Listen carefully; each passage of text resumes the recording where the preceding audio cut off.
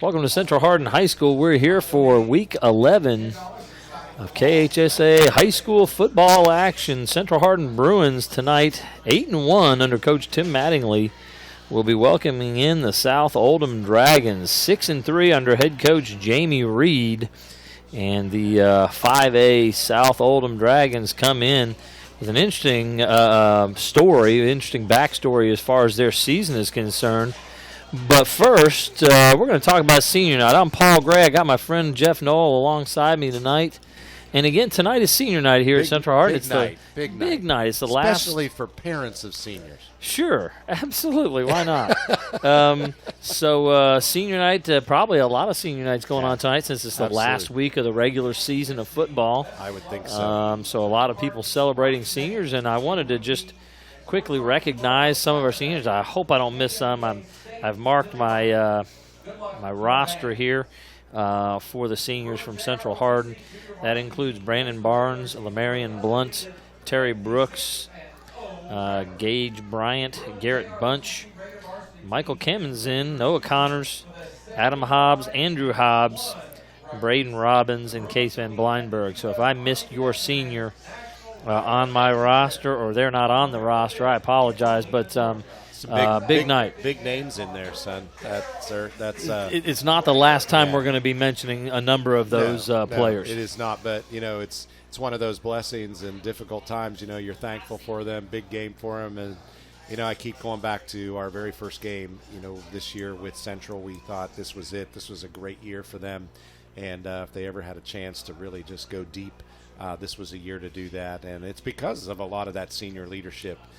They're not just seniors, they're good seniors, and some really great football players in that list there. So looking forward to what's to come, and sad will be leaving us after this year, but really appreciate the work they put in this year. We'll have a few more weeks with these guys and the whole Central Hardin football gang. More importantly, I was going to say, there was not Jeff just senior football players tonight. There was. It is senior night for the golf team tonight, which I'm the golf coach, and my daughter Katie Gray is the senior. So a big night for us and our other senior, Elon Evans. We didn't have any boy seniors. In fact, I've only got one junior boy that was on the varsity this past year, Sawyer Hess, and so we got one more year with him. But boy, we're youngsters there. But we had and you guys, Katie. You guys had a good year too. We had a really good year. Both teams were region runner-up, and the boys and the girls side, and a lot to look forward to. A lot of really good players on both sides. But we were saying thank you to Elon and to Katie, and for me, I've had two girls play in our golf program. My daughter Paige as well, who's now playing golf at Lindsey Wilson, and they've been stalwarts for our program, and they did such an amazing job. So I'm not sure. Careers. This is going to be a tough transition for you, sir. It'll be interesting. That's coaching for sure. Golf without one of your girls out there. I know. Well, the good news is for a lot of the other girls is they'll get a lot more attention. I've told our parents in the past this doesn't sound very good, but listen, I'm coaching this girls golf program and boys program. I love all my players, but certainly I'm there because I had my girls. And next year I won't have any of my girls, and I'm sticking with it. I'm not going anywhere. So. I'll be with them for a couple more years until I'm retiring from teaching. For the love of the game, man. And the love of the kids, man. They're great. Yeah, so absolutely. We've got really good ones. Now, and I can testify, they're not just good golfers. Paul's girls are good girls. They are awesome girls. Love them to death. Thanks, Jeff. And been a little emotional lately. Tonight I was fine with Katie, but a little emotional thinking about all that stuff, as a lot of you out there understand. If you got little kids, then you will someday. So it ain't easy sometimes. Been there, done that. Exactly. You know as well as anyone. All right, so football. We're gonna call football tonight, not a golf tournament. Man, I'd love to call a golf tournament. That would be fun. But I'll tell you what, it is with the weather like it is right now. Gosh, I mean, could it be any more perfect for a Friday night game? Wow. Usually, when you get to the last week of the regular season, Jeff, it is sometimes it's definitely cool. Sometimes brutally cold. Right. And here we are last week of October. I didn't bring a jacket with me, did you? Nope. I got a pullover on, but I'm good. Same, and I'm loving it. It's perfect weather, not humid, and I'm just man. excited. Yeah, I am excited for this game because I'm not really sure what we're going to get. Well, let's talk about that a little bit. Again, as far as the records and comparisons, certainly we know Central Hardin's 8-1 coming in. They're only lost to Henderson County, who's the number 1 seed from the opposing district from Central Hardin down over in western Kentucky. So we know, that's the only loss, and there have been a couple of good wins along the way. Over Apollo, over Meade County, over North Hardin. So there have been some good wins for this Central Hardin team here lately. South Oldham is, as Jeff mentioned, a bit of an enigma to us. We don't really know exactly what we're getting here. They lost their first 3 games, and they were blown out in 2 of those. But those 2 opponents are probably 2 of the top 7 or 8 teams in all of Kentucky football, regardless of classification. Christian Academy of Louisville is a 3A team, and they are ranked number 1 in the state there. Ballard is a 6A. It's in the top 3 in 6A football. They're both undefeated, right? Both undefeated, top-ranked teams. I haven't checked Ballard in the last week or 2. I'm not sure if they're still undefeated or if one of the other big dogs up in Louisville knocked them off. But Ballard is fantastic as well. So those are tough losses for the South Oldham Dragon team and Coach Jamie Reed. Now, their last 6 they've won. They're 6-3. But you go down the competition in those 6, and it is woeful. It is seriously lacking. And so they have blown out all these teams by 40 points in most cases or more. A lot of points on the board. A lot of points on the board, and 3 shutouts in 6 weeks. And 2 of the other ones were just 6 and 9 that their defense gave up. So they have been blowing teams away here in the last 6 weeks. It's kind of hard to know because it seems like they've played either phenomenal competition or terrible competition, so we don't really know who they are. And we don't have any mutual opponents that we played together this year either, so we can't judge that. And I think, a couple of things, as we pointed out, you always wonder, okay, when you do have a loss to a team like Fairdale, we don't know a whole lot about Fairdale, and they lost 21-12. So that's a close game where Fairdale's a decent team, but I don't know that that's a top-level competition type of a team. And I would say the same for the win over Atherton. I mean, Atherton put up 17 points, but that might have been garbage points at the end of the game. I don't think Atherton's very good either. They have not traditionally been a very good football team. So we don't know a whole lot. What we do know is the last 2 years, this South Oldham team in the last week of this regular season has beaten Central Hardin both of those years, so 2 years in a row. So this is a team that has, in the last 2 years at least, had Central Hardin's number. So that's not something we're excited about, and which hence the unknown, right? I mean, their schedule looks like, I would say Central Hardin definitely is the favored tonight when you look at records and opponents and who they played, but you cannot discount the fact that this team beat us the last 2 years in a row. Same coach, same scheme. As we were talking earlier, still an option team, right? So some of the keys here, Jeff. Yeah, Jeff just mentioned that they're an option team. Probably the key matchup to watch is Central Hardin's defense stopping the run game. In the last couple of years, this South Oldham Dragon team, which does run some option football, has given Central Hardin Bruins fits with that option in the running game, and Central Hardin just has not been able to stop them from running the football. So we will get into what that means, what kind of option football. We don't know. I don't know if that's the veer, if it's the triple option, if it's midline option, if it's a combination of all those, if they're running some of it out of shotgun, if it's all under center, if it's flex bone or if it's wishbone. I couldn't tell you. I haven't seen film. I haven't seen these guys, but we will quickly give you some information as what we're seeing here and what you're watching on the screen, and just see how the defense can adjust. Coach Tyler Jackson, the defensive coordinator here at Central Hardin, got his work cut out for him, and we'll see if they can make those adjustments. Now, the other thing, Jeff, and you noticed this when you were walking by them, this team supposedly has one of the biggest offensive lines in the state of Kentucky. Yeah, and I would say, they're big boys out there, and just watching them down there lining up. At first I wasn't sure, but I was looking at another area, but then I looked over at the linemen. I'm like, oh, my gosh, those are some real men out there. And so that's going to be a huge challenge for our offensive line, our defensive line. Right. And if they are running option, as Paul and I were discussing earlier, The key to an option is being able to be disciplined. Right.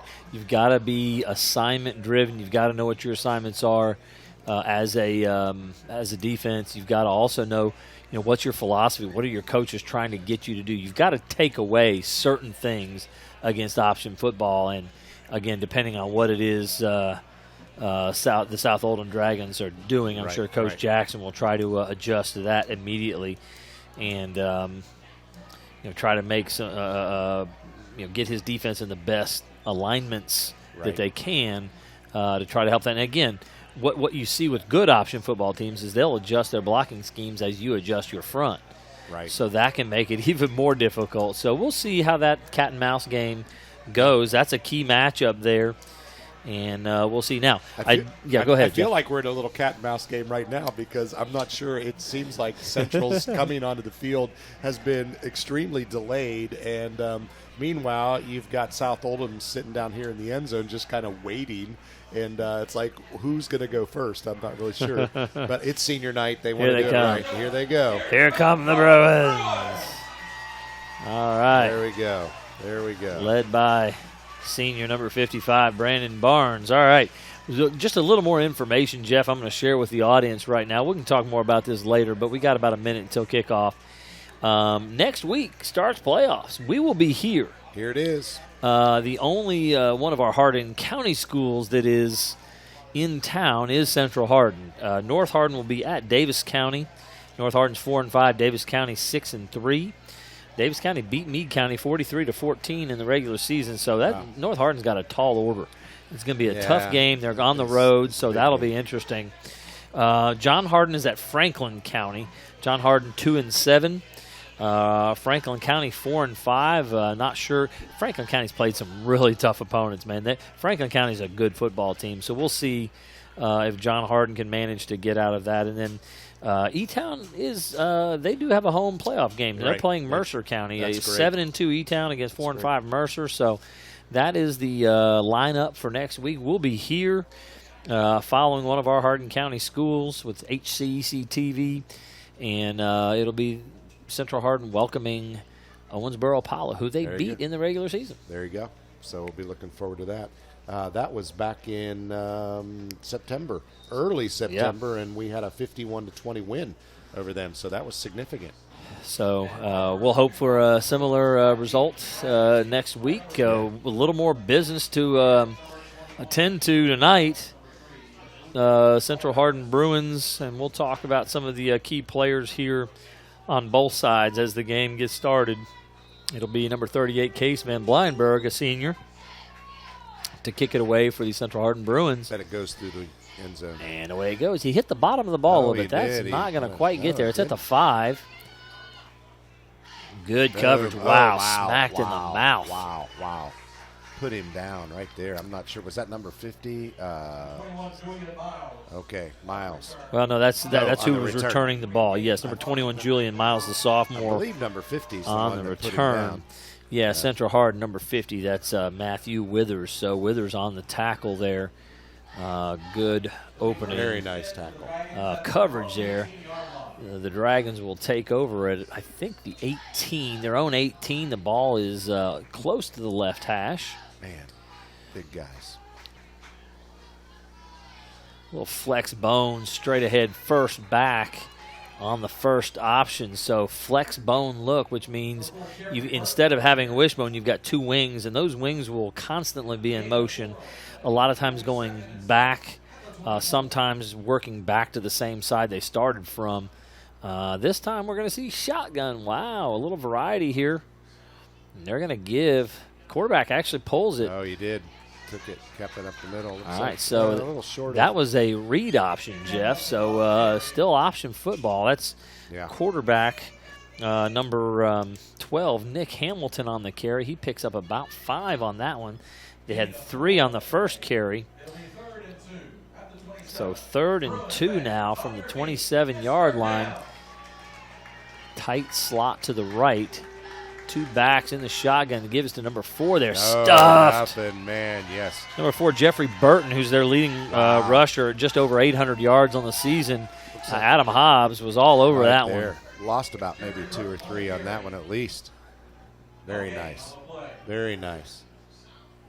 We're going to say a -1 tackle for loss. Okay. So 4th down. 4th and 4.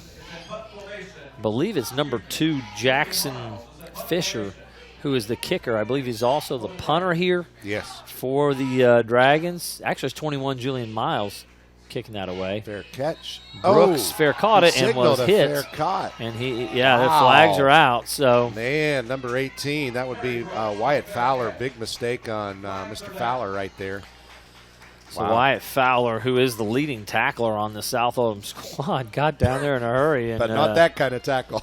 Yeah, that was ill-advised, to say the least. We're not counting that one. No. That is a penalty. Yeah, he definitely got his arm up. He must not not noticed it. But yeah. Wow. So personal foul means that the Bruins will start on the Dragons' side of the 50. They'll have great field position. Beautiful. They'll take over at the 41. That's an incredible advantage to start so, the game off with. you get a good kick coverage. Right. You get a 3 and out, and now you get a break like this, and here you are. Set up pretty.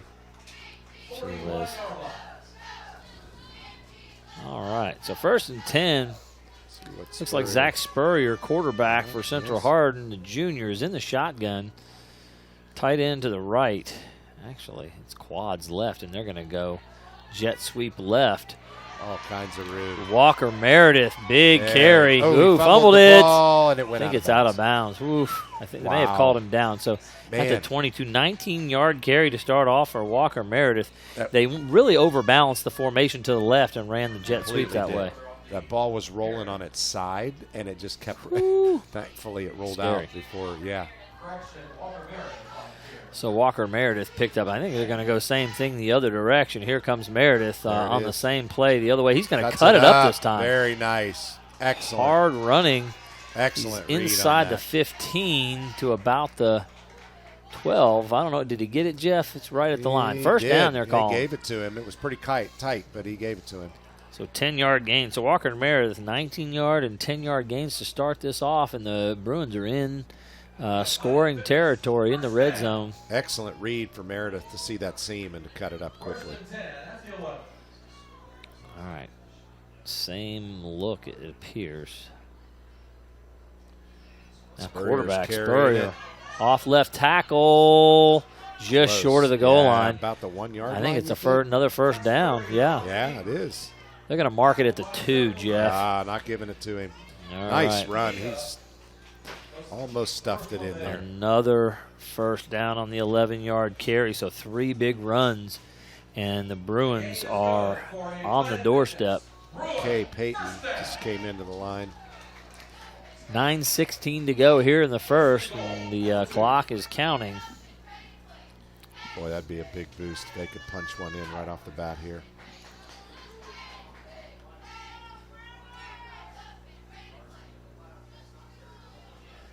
Give to Gardner, cutting it up. He is in. Still haven't seen the signal. Officials not signaling. All the players are. Yeah. No, they're spotting him just short. But they are giving him a first down. He already had first. That was first down. Just a gain of 1. It will be second and goal. Okay. Second. Sorry so about 1 that. yard gain for Mason Gardner. It'll be at the 1. Sneak. Spurrier. Now it's a touchdown, Bruins. A touchdown for Zach Spurrier. So 6 points, Brewers. So Zach Spurrier on the quarterback sneak. They had a little help behind him to push him on in there. Did. I don't know if he needed it or not. But no, I think he had it all on his own. But so it looks like we're going for 2. Swinging gate, fumble on the snap. The ball's still loose. Trying to pick it up. You cannot return a fumble in high school like you can in college or the pros. Just makes it dead. So there again, we've talked about that before. Coach Mattingly's decision oftentimes to go for 2, and it's playing the odds.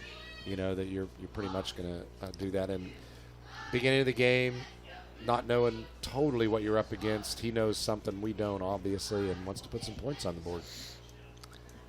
So 8:33 to go here in the first, and the Bruins are on the board at 6-0.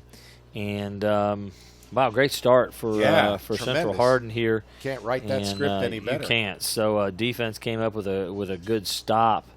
Yeah, Again, we'll be talking about some of the key players for that South Oldham squad. The quarterback is Nick Hamilton, 73 of 148 on the season, passing for 1,192 yards. They did not throw the ball in that first series, but he's been fairly successful throwing the football. Again, their leading rusher is Jeffrey Burton, number 4, 131 carries for 802 yards. Number 3, Luke Oliveros, 50 carries, 376 yards. So those are top rushers. Receiver Sam Reagan, number 5, 13 catches for 362 yards and 4 touchdowns. So we'll be calling some of their names. Van Bleinberg hits one deep. That's into the end zone. So that'll come back out for a touchback. So the Dragons will have it 1st and 10 from the 20. 8:33 to go in the first. We'll see if Coach Jamie Reed, what adjustments he's got for their second series. And quarterback Nick Hamilton, we'll see if he's going to put one in the air. I'm expecting to see some air flight here on this one. So this is the flex bone look, sometimes called ace formation, deep motion. They're running triple option. There's the pitch. Wow, a lot of space. Number 3 with the ball, Luke Oliveros. Nice pitch. First down there on the 10-yard gain. Everybody bit in the middle of the line and gave that second option. A lot of room. It was interesting because the quarterback, no one really came at the quarterback. No. Usually you don't pitch until someone is threatening. Yeah. But the quarterback, Nick Hamilton, who is their 3rd leading rusher, actually was ready to get rid of that one. So a trip formation to the left. And they're going option left there, straight ahead to the fullback. Right up the left side. Yeah, that's option 1. This is regular triple option. That's number 4, Jeffrey Burton. He's going to pick up 4 yards again. One of the things you want to do, and I talked with Jeff about this pregame, the theory of playing defense against this triple option look is you've got to stop the fullback. You cannot let them get consistency with that fullback, or they will just kill you all game long with that. Right. And that is their leading rusher, the fullback. Number 4. Deep motion. Yeah. This time more of a straight give, not the option there, as there was a reverse out, almost like a little cutback kind of a play. Burton's 4th carry already. He picks up 3 on that one and bring up 3rd down and 3. He did pick up 3, even though the play ended about 6 yards behind the line of scrimmage. Yeah, Andrew Hobbs was there, as well as Tucker Walters. Ryland. All right, they're going to go split out wide on this side. Yeah, twins left, 2 backs in the shotgun look, one to either side of Hamilton. They're going to throw it on 3rd and short. Tipped. That ball was tipped. A little bit of a tip. Play. I'm not sure who that was. Probably Andrew Hobbs. Either Hobbs or Braden Robbins. Yeah, actually, it was number 3, I believe. That's Braden Robbins. That's Braden Robbins. So, he got his finger on it just a bit. Still, he almost caught it. 3rd and 3 there, and you're getting yards running your option. I'm shocked that Coach Reed did that. Surprising. Yeah. It's an odd time to try that. Mm-hmm. All right. Well. Because there's no tomorrow on those. 4th and 3. Punted away again. Miles is doing the punting duties. There's Brooks catching it, and he'll be tackled immediately. Just about a 1-yard return. That time, same guy, Wyatt Fowler, 18, was there to make a play. But he might have hesitated a little bit this time, and so it was this one was legal. Yeah, absolutely. So. Yeah, number 7, Nathan Hale, was also there to help on the tackle. So Hale is also one of their starting linebackers. Series 2 for the Central Hardin offense. 6:44 to go here in the first. No first downs for that South Oldham offense yet. Double wing look, tight end left. They're going to go fullback trap straight ahead. Nice. Pick up about 4 there. Yeah. That's the wing T look with the fullback, Jeff, with a fullback trap. Right. Just making sure that's Mason Gardner. It was Mason Gardner. Wow. 5-yard gain. It didn't look like that much, but there must have been a good push up front from that line. Yeah. Guys like Tyler Caudill, Brandon Barnes, Grayson Decker, and Andrew Hobbs plowing the way. Four-man front for this South Oldham squad. 4-4 look with a 3-deep shell. Toss to Brooks, cutting back. Nice. He's got a first down. Good run from Brooks, man. Nice run by Brooks. Good to see him back out there again still. Last week was his first game back, so we were happy to see him back. Brooks missed 6 weeks or 7 weeks with a fractured collarbone, but he's back out there and making a difference. Got a lot of action last week. Played some good ball. Ran really well with his pads over the football there, nice and low. 48-yard line. Jet sweep to Brooks out of shotgun, nice. making Still two-man miss. 3. Still rolling. And out of bounds. Wow, nice run, Brooks. Terry Brooks on the carry. Very nice. In Dragon territory. 21-yard gain for Terry Brooks. It gets quiet when I'm doing math, Jeff. Yeah, I know. I was adding it up. 21 all yards. All right, 21-yard gain for Terry Brooks on the jet sweep look. So the jet sweep has been effective. They'll probably run some counter looks off of that soon with Spurrier keeping it. South Oldham has not had an answer. Oh, they're bringing everybody now. They are. And they're going quick screen to Brooks. Nice. Makes a great cut after the catch. Cut back. Wow. Good run down to the 15. And Central is moving the ball well. They're pretty much doing whatever they want at this point. And 16-yard gain on the pass. That's Spurrier's first pass of the ballgame. Nice little swing pass to Brooks. Brooks is racking up some yards already. They're going to check him out of the ballgame and get a fresh guy on the field. Tight end right, double wing. They're going to go jet sweep to Walker Meredith. He's got a lot of room and a lot of speed. Touchdown, Bruins! 17 or 16-yard touchdown run for Walker Meredith. Very nice run, man. Jeff, wow, a lot of space. Meredith's got runs of 19, 10, and 16 right now. He's rolling it out there, man. Meredith really is putting on a show. They have no answer for him. Looks like they're going to kick this one through. They've got Van Bleinberg on. All right, Case, put it in, buddy. So chatting with his parents a little bit before his game, saying that he was he might be kicking left-footed tonight. You know, he'd had a little bit of pain in his right hip, and so he might be kicking left. I'm like, that's an option. No, that's not an option. That's not an option. They're not going to do option. Guess what? They'll go for 2 before the coaches will do that. So with 5 minutes to go, it's 13-0. Bruins in front early and big. This is a Hardin County Education and Community Television student production. HCEC-TV is a division of Hardin County Schools. Live Channel 1 programming sponsored in part by Brandenburg Telecom. Providing service for all your telecommunications needs. Physical Therapy Associates. More personal attention for more effective results with locations in Elizabethtown, Hodgenville, Radcliffe, and South Louisville. Online at physicaltherapyky.com. All right. Well, we're seeing a similar scenario that has happened twice. Would love to see it a third time.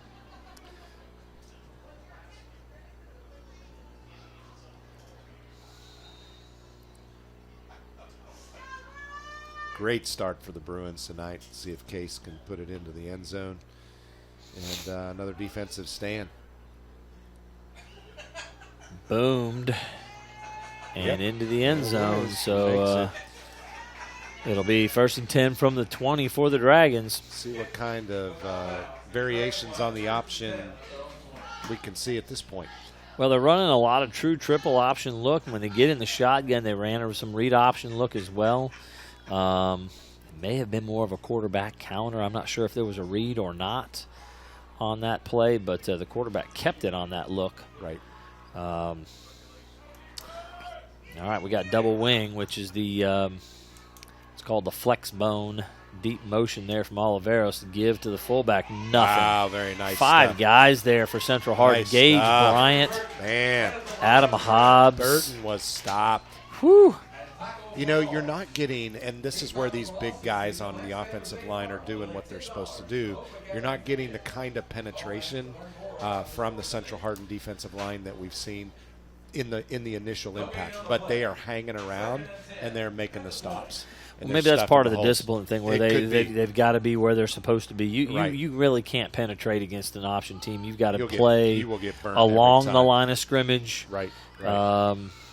Closing gaps is what you're doing there. 3-man front look here. 4 wide receivers here. Nice throw. There's that Oliveros. A lot of speed. Wow. Brooks had to get him to keep him from scoring. Wow, big one there. Over midfield down to the 40, about 44-yard line. It looks like they're going to put it right. Yeah, 44. So a 36-yard completion from Hamilton to number 3, Luke Oliveros.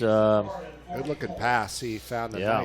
nice spot right in the middle. A little bit of a shot put look on the throw, but it's Yeah. right on the money there. Number 12, Nick Hamilton.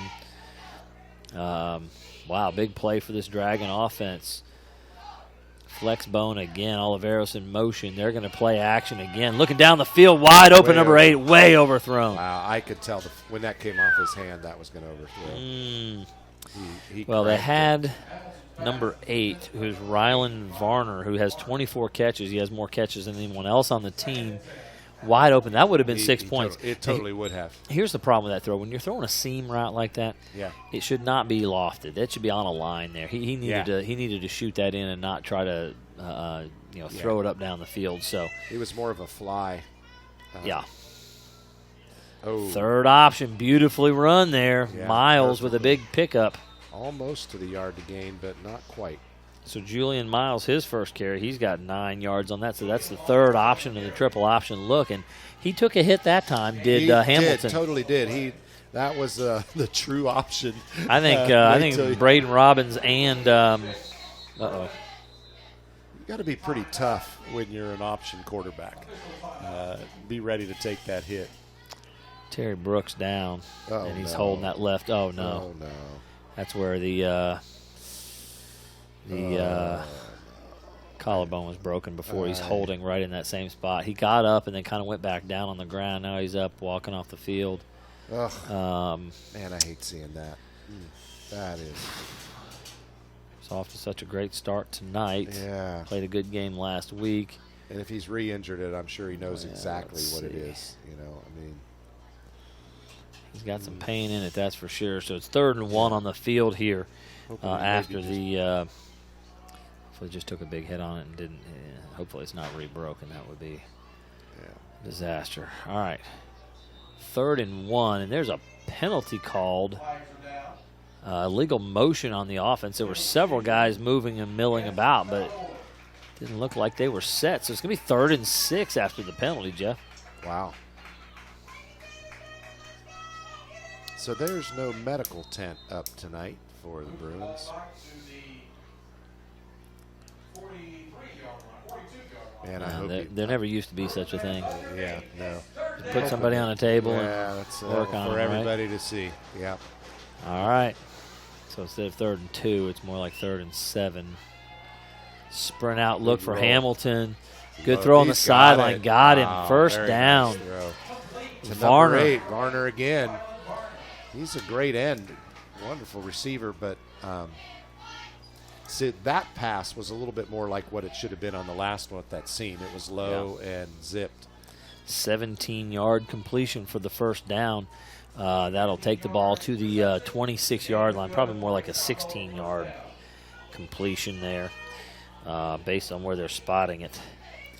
So 1st and 10 Dragons, and they are deep in Central Hardin territory. Fisher and 26. Split out wide.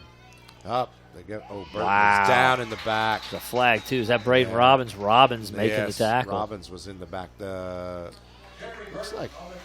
Looks like offsides. It's holding. It looks like on defense. No. Not? It's on the offense. Oh, it is on the offense. Yeah, I'm sorry. Call hold on. Unless it's a pass. Yeah. Holding. Coming back. Are they going to take him back, or are they going to go with the sack? Nope, they're taking it. So there was a tackle for losses. Braden Robbins had about a -3 tackle for a -3 loss, but they're going to take the penalty, and it'll bring up a 1st down and 20 now from about the 35. Maybe it's 1st and 19 from the 35. They had been at the 26 to start that series of downs. trips formation to the left for the Dragons. Boy, they can do a lot of things. Yeah, they can. If you can get into a spread look as well as play that option football. Looks like Hamilton's trying to get a call from the coach. Burton's going to move to the left. Looks like they're probably they're going to give. Oh, yeah, wow, gets good a little tackle. nothing there. Maybe made it back to the line of scrimmage, but not much.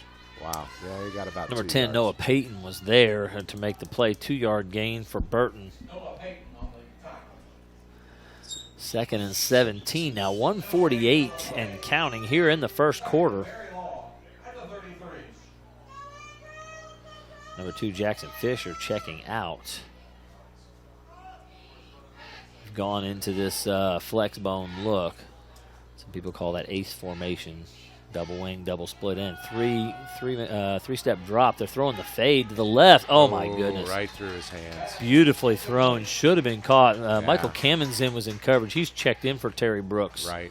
It was good. Yeah, very good coverage. I mean, he went up facing the ball, both hands up. Caught, Jeff. It went right through his hands. It I don't did. think he touched it. I think he just mistimed it. Varner had an opportunity to throw. Was on the outside shoulder, which is exactly where you got to throw a fade route, and they had it. They totally did. 3rd and 17 now from the 33-yard line.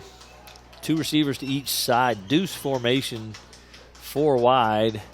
Burton in the backfield with Hamilton. Hamilton looking at the seam route. No, he's going to the outside. Again. Double He's cover. got Oh, it my this goodness. time. What a catch. 50, Varner went up ball. and took it Yes. from 2 guys. So that's where sometimes your quarterback just needs your end to give him some help and go up and get the ball. Totally did that. It was a great, beautifully thrown ball. But into double coverage. Yeah, that's not a good decision. But Elmore and Kamenzin were on the coverage and couldn't make the play. It's all the way down to the 3-yard line. So a 30-yard completion to Varner. Varner's got catches of 16 and 30 yards here already. Wow. Great drive here down inside the 10. 1st and goal with 55 seconds. Pretty obvious why he's their top receiver. Motion across. They're going to throw it into the back of the end zone wide easily. Open. Number 8 was Varner. Varner was wide open. So man, that was too easy, sir. You know, for struggling on those first 2 series, they really made some adjustments and started moving. Well, they only threw it once in the first 2 series. Correct. And it was tipped. At an odd time. And at an odd time when you had a 3rd and 2.5 or 3. And boy, they've thrown it effective. They're still not running the ball worth a nickel. Yeah. But, boy, they have thrown the football effectively here. He's Nick Hamilton's an impressive thrower. Pass. So the extra point is good, and we've got a 13-7 ball game. Number 2, Jackson Fisher knocks it through. 45 seconds remain, and we are in a tight ball game. eTownApartments.com by Mark Harris Construction. Take a virtual tour today at eTownApartments.com. For those who are serving our country in the military, a discount is available. eTown Apartments is a family-owned and operated management service with over 30 years of combined experience. Waddell's Auto and Scrap Metal Recycling, a family-owned business with competitive prices, pickup service, and a friendly staff available for your recycling needs. Located in Elizabethtown on 31W, just south of exit 91 on Interstate 65. Call 270-982-7206 to talk to someone about scrapping metal and recycling. So they're still working on Terry Brooks down there on the table. Yeah. They've taken his equipment off and they're putting that brace sling on his arm. So I think it's done.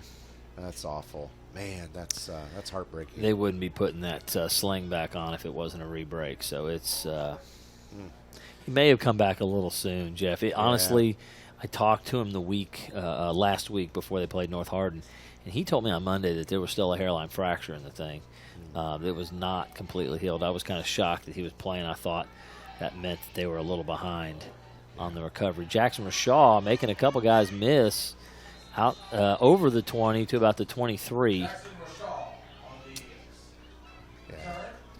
Well, I'm sure he wanted to get back out there, and coach is waving for somebody in the audience. That's not Coach. That's Terry's dad. Terry's dad. That's Jack. Yeah.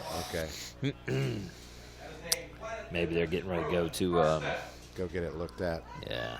Maybe go get it X-rayed and see what it looks like. I hate that for him. Man. It's a loss for him and a loss for the team. Heck of a senior year. He played 2 full games to start the season, was injured in the 3rd game before the half. Played North Hardin last week, and now here early in this game is going to head out. And it looks like Jack is going to take Terry, and I'm guessing they're probably headed to the hospital to get x-rayed. Yeah, right. Absolutely. So.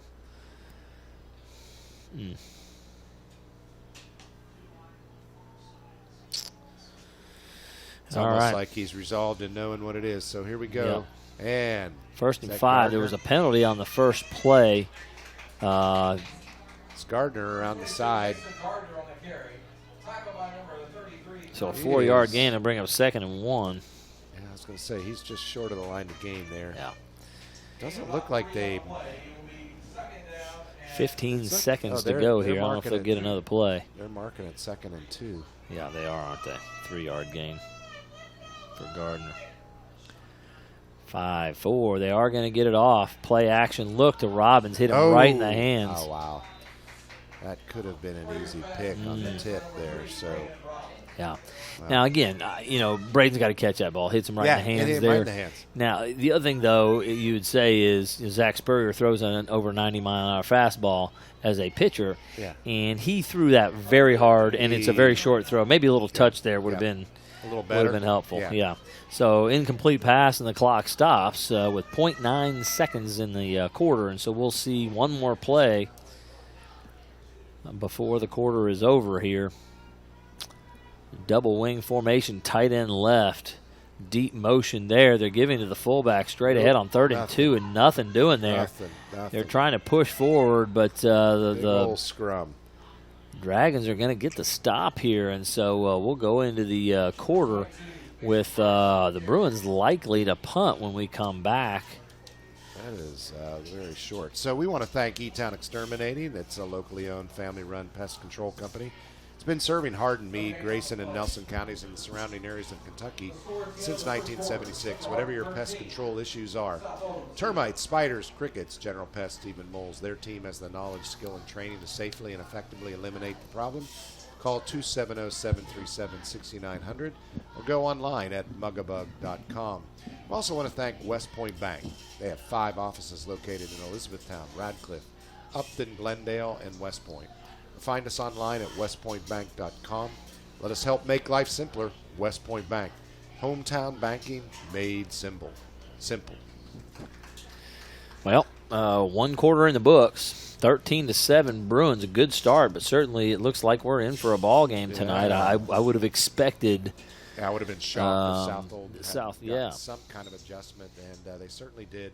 We saw them pass the ball on that 3rd series and really begin to move the ball pretty much at will. A couple of really nice plays, and they had a couple in that series that just a little bit of a tweak, and it would have been an earlier 6 for them. Yeah. So they ended up pushing it down and putting it in. So Braden Robbins back in punt formation to punt, taking number 3 Oliveros out for a punt returner. I can't see who that is. It's checked in. I cannot Robbins, see. Almost kicked the point of the ball. Man. Number 15, that would be Jacob Acevedo. No, 19. Is it 19? No, Xander Searcy. Yeah, 19. Xander Searcy. Xander Searcy his shirt was a little crumpled up, so I couldn't tell if it was a 9 or a 5. But it was the 19. So 1st and 10 for the Dragons. They'll be starting at their own 36-yard line. Sporting the Oklahoma University looking.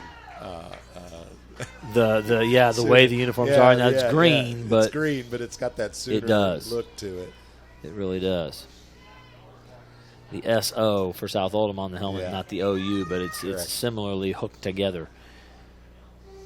Motion across. They're giving the jet sweep there. That took a while to develop, didn't it? Nothing. That was way too slow. Yeah. You can tell a big difference in the way those two teams run the jet sweep. I mean, I'm not an expert, but if you're going to do the option, it's got to be pretty bang. I think that was number 6, Jack McCubbin. It was. With the 1-yard gain. Jackson Fisher Second split and wide 9. out on this side. Motion across. They're going same play to Oliveros. He's running that a lot more with a lot more speed and authority. Absolutely. He actually got the first down on that. 10-yard gain on the carry for Oliveros. And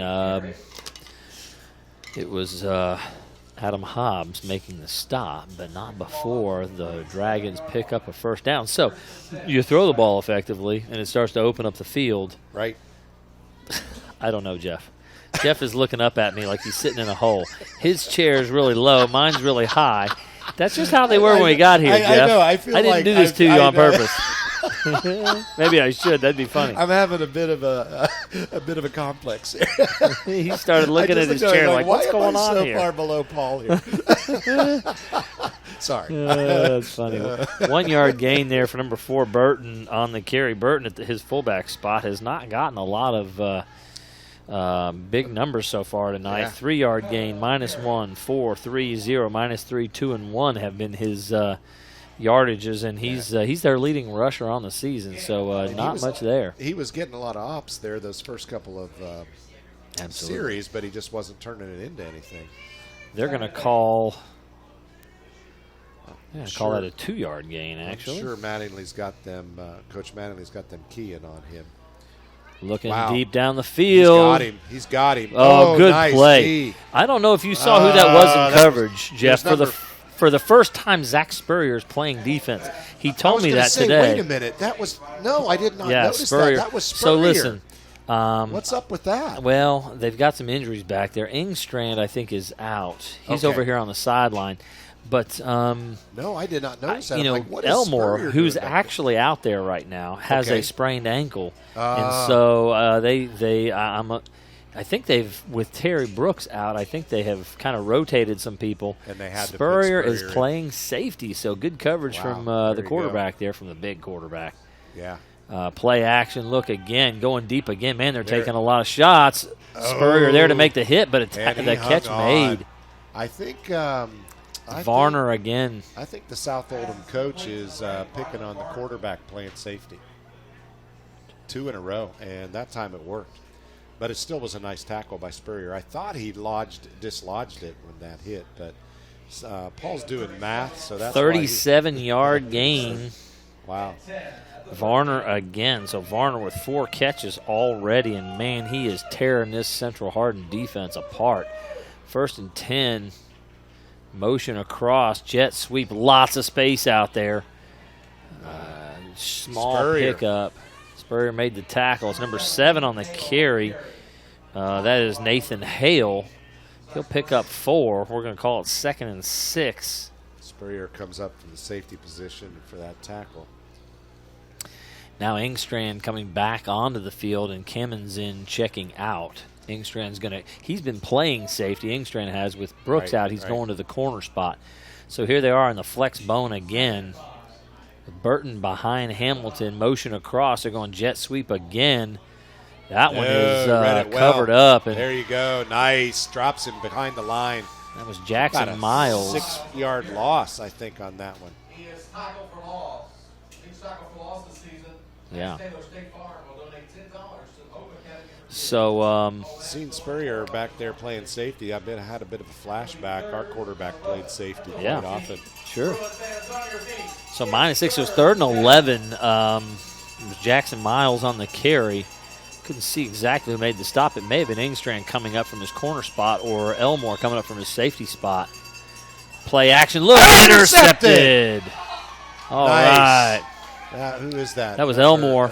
Elmore picked Caden that up. Elmore. Very So, nice. Jeff, Caden Elmore is Very nice. 2 years in a row is the leading interception guy on this squad. That's nice. He's got a bunch of them. It's not just a couple. Interceptions. Caden Elmore. That is his 6th on the season. So ball hawk. he was is a ball hawk. Absolutely in the right spot for that overthrow.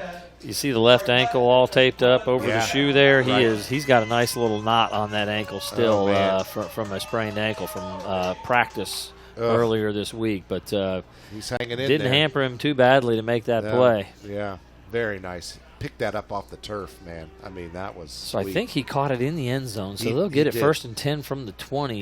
He did, and he went straight down, so it comes back out. Quads formation to the right. There's a tight end and 3 wide receivers to the. Okay, they're going to call timeout. That was a heck of a stop. So important. Very important. 13-7, 8:24 to go here in the second quarter. This is an HCEC-TV student production division of Hardin County Schools. Special thanks to our live sports coverage sponsors, Brandenburg Telecom, Physical Therapy Associates, Waddell's Auto and Scrap Metal Recycling, E-Town Apartments, West Point Bank, and E-Town Exterminating. Tune in weekly for all local HCEC-TV programs airing on Brandenburg Telecom and Comcast Cable's Channel 2 and Spectrum Channel 184. All HCEC-TV programs on the HCEC-TV YouTube channel. Subscribe to the channel today and get your local community sports and events. Special thanks to our HCEC-TV crew. Tonight, Benjamin DeWeese, Travion Doolin, Zane Jones, and in the truck producing Ron Hartley. Thanks to all of them. We'd also like to thank NFHS, the National Federation of High School Sports, and its support in providing streaming service. Contact NFHS.com to subscribe today. Jet sweep to the right side. It looks like Cammon's in with the ball, turning it up. All kinds of room. Very nice. No, it's Meredith. This is Meredith. And Let's see, wow, looks like he 14-yard gain. Yeah, so first down. Big first down. Keep giving it to Meredith, man. He hasn't had less than 10 yards on any carry so far. They can't keep up with him. One more time. Empty backfield. That looks Got like him a that face time. mask to me. He may have had his shoulder pads. Oh, man. I don't know. I mean, They saw that one something coming. was stretching. Wow, yeah, they read that one. They read Is that that 51 that made that play, Jeff? I believe Big it number, was. 51, Troy Fowler making the tackle. Came in there immediately. He saw that one coming a mile away, as did most of us. So -6. It's called going to the well. One too many times. All right. 2nd and 16 after the 6-yard loss. 7:33 and counting here. 4-man front, 4-4 defense. Here's the quarterback counter. Keeps it. Oh, man, what a run. I mean. Man, he's pushing the pile, still pushing the pile. He's going to get about 6 or 7. Those last 4 or 5 yards were all on him, man. And a few of his linemen get behind him and push him. That he just stuck his head down and plowed. Got a little help. Somebody's down on the Dragons. Flags are down. Oh, no. Number 27, that is Flags are Juliez down. Davila. Personal foul on the Dragons. So a 7-yard gain for Spurrier is going to be, I don't know what happened out there, but 15 more yards for the Bruins, and they're at midfield now, 1st and 10. Wow. So big pickup there, especially after being 2nd and 16. Big deal to pick it all back up there. Man, if they can march this down and score, what a points swing this would be. Lamarian Blunt and Jackson Engstrand to the right. Blunt in the slot. Engstrand at the wideout position. It's going to be Mason Gardner off the left side on the stretch play. Man, a lot of space. There he goes. Now he's back on it. First down, sir. 13-yard gain for Gardner. It was number 18, Wyatt Fowler, to make the tackle. Yeah, it was Fowler. Interesting. 51 is Troy Fowler. I'm just going to guess. There you go. 2 Fowlers on the same team. They're Troy probably Fowler. brothers. That's 51. 18 is Wyatt Fowler. Going for brothers? I'm thinking so. Wow. Good hard run by Mason Gardner, running over number 26 there on the defense. Gardner is just a beast tonight, man. Yeah. 26, Jarrett Stryker on the tackle, but he got he paid for that. Yeah. It's going to be holding on the Bruins, though, so it's going to go the other direction. Not good. Not good. 6:24 to go. Clock stop for the penalty. And they'll mark it off. I think it's going to be about a 1st and 18. I think that penalty was a couple yards upfield. So they'll have it at the 48. It's about 1st and 20.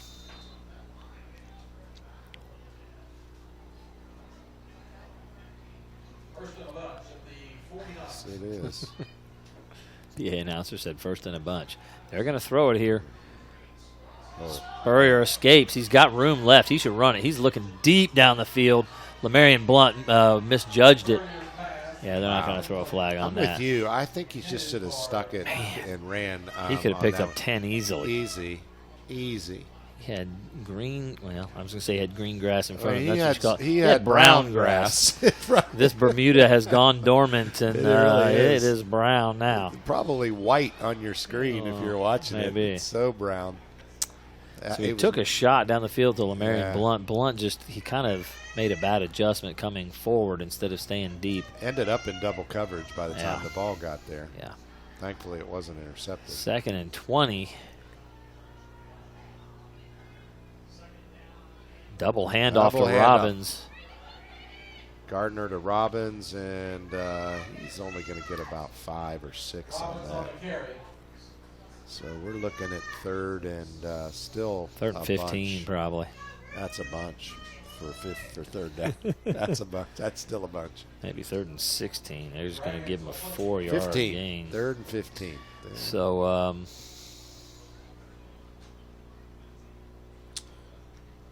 going pass. Well, that would seemingly be the way to go, but you are in 4-down territory, being over the 50. Right, and you do have Mason If you Gardner. run the ball and pick up 7 or 8, puts you in a decent spot for 4th down if you want to do it. They are going to throw it. Looking to throw the screen. I don't see anything there, though, man. It's a mess. Oh, geez. That was bad. And they're going to lose 20 more. He was down. So Gardner catches the pass for about -10.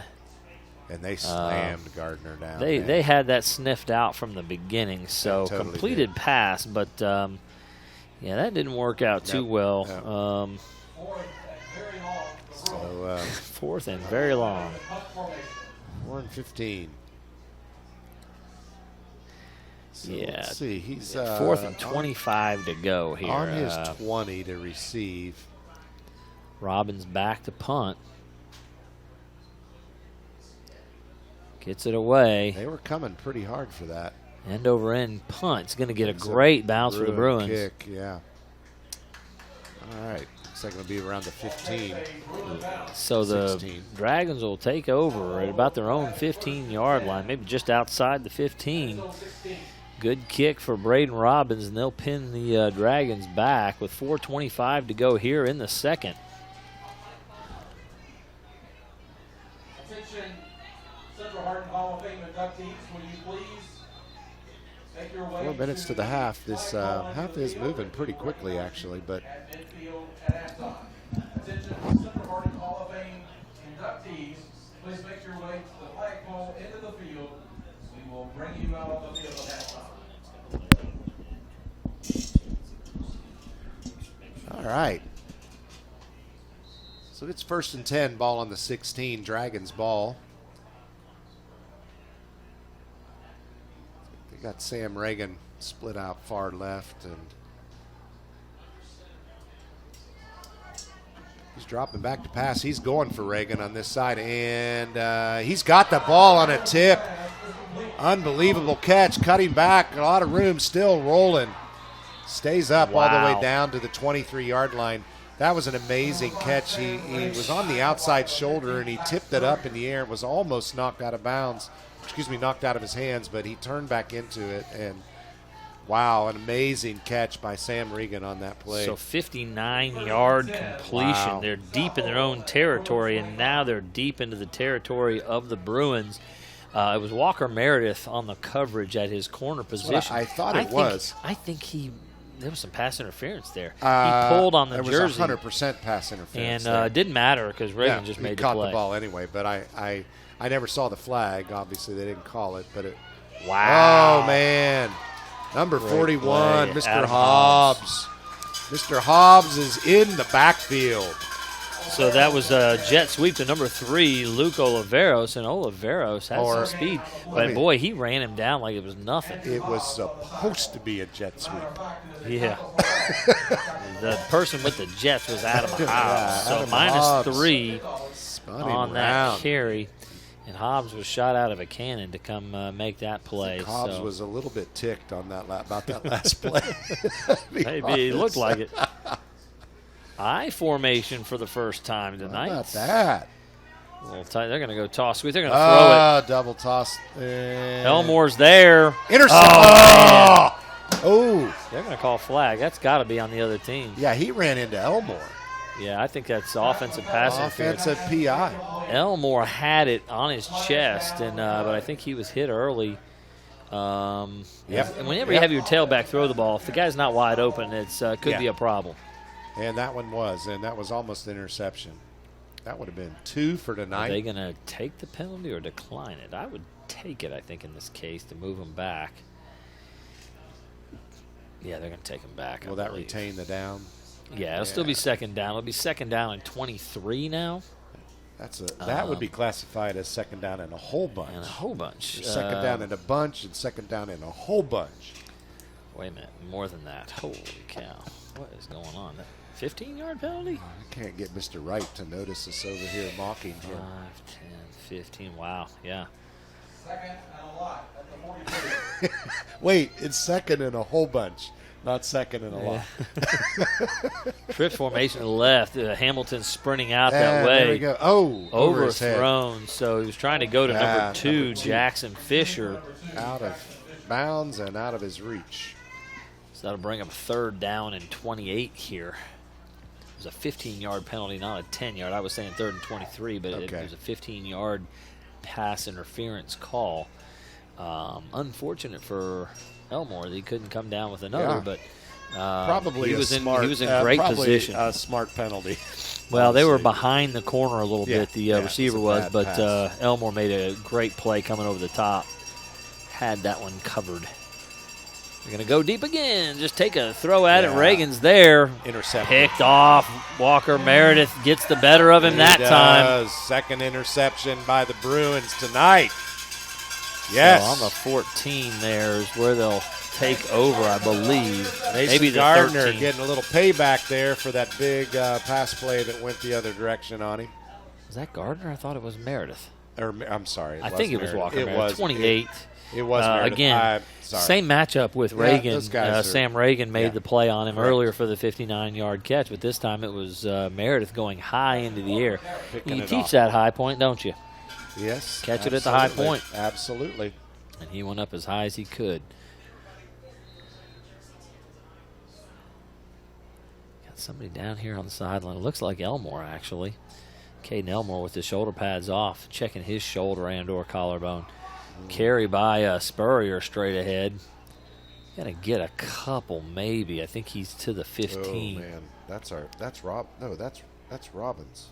Is that Braden Robbins? Yeah, that's Braden Robbins. I recognize him by. Yeah, that's Braden Robbins. He's holding his right shoulder, right arm.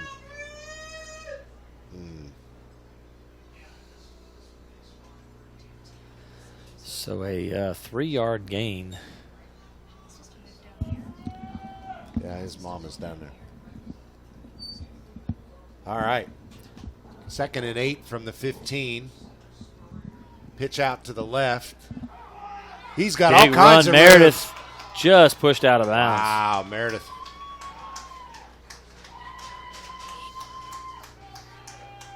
So Meredith, another big gainer there. From the 16 all the way up, they have marked it at the 32, so a 16-yard gain. Man, he's got some big gainers tonight. So 1st and 10, 2 minutes and 2 seconds. The clock has stopped as Meredith went out of bounds there. Blunt is in at the wing on the right now. Double wing formation. Spurrier under center. He's going to give to Gardner there. He's going to blow it dead. Looks like we're offsides.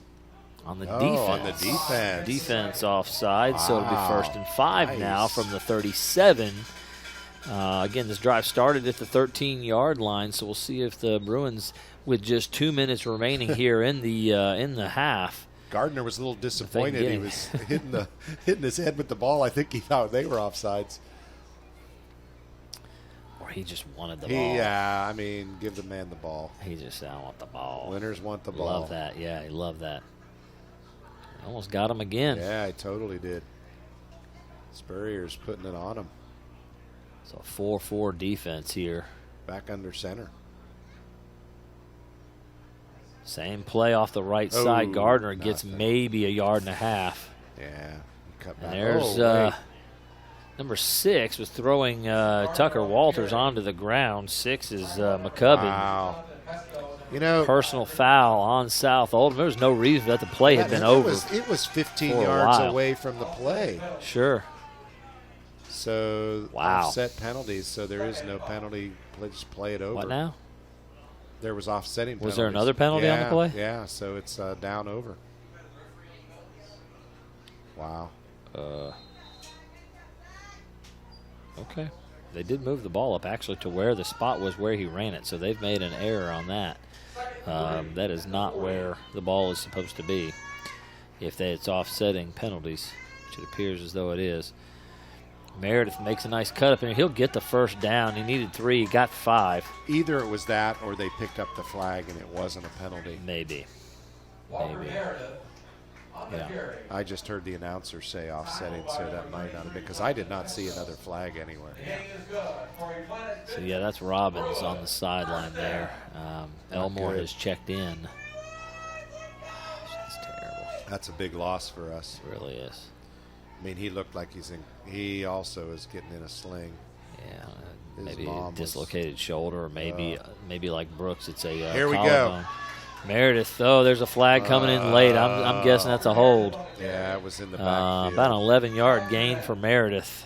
And then there's another flag. Someone didn't like that, I think, said something to the officials. So I think the Bruins are going to go back a long way. Yeah, they're going to be 1:06 to go. They're probably just going to run the clock out now because that is. At this point, it's going to be 1st and a mile. There's a holding on the Bruins. Personal. Unsportsmanlike on South Oldham. Oh. So he's just going to walk a lot. The official's walking back to step off the holding penalty. And then he's going to turn around. Hey, I don't know if he realizes what's going on here. Because it was a dead ball foul. So it has to come after. Now the we're going holding, the other right? direction.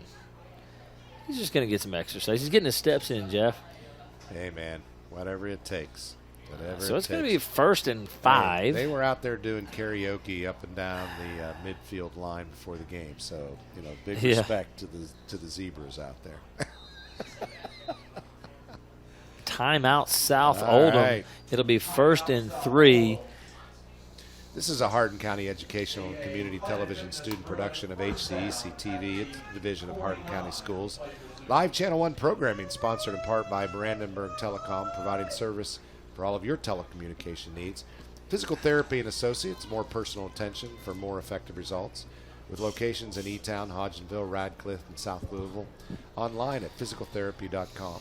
eTownApartments.com by Mark Harris Construction. Take a virtual tour today at eTownApartments.com. For those who are serving our country in the military, a discount is available. E-Town Apartments is a family-owned and operated management service with over 30 years of combined experience. Waddell's Auto and Scrap Metal Recycling, a family-owned business with competitive prices, pickup service, and a friendly staff available for your recycling needs. Located in E-Town on 31W, just south of Exit 91 on Exit 65.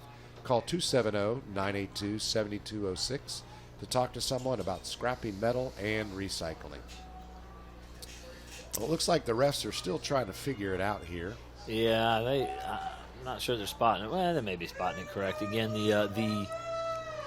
it's like 1st and 4. I think the holding penalty was downfield, so a yard. So that explains why it wouldn't be 1st and 5 when you have a 10-yard penalty and a 15-yard penalty. The 10-yard penalty was a spot foul. I got you. So just over the 50-yard line at the Dragon 49. Trying to run the jet sweep again. Nothing doing. There. Nope. Tackle by big 59 for South Oldham. Big play by Sam Dawson. Gardner was going nowhere on that one.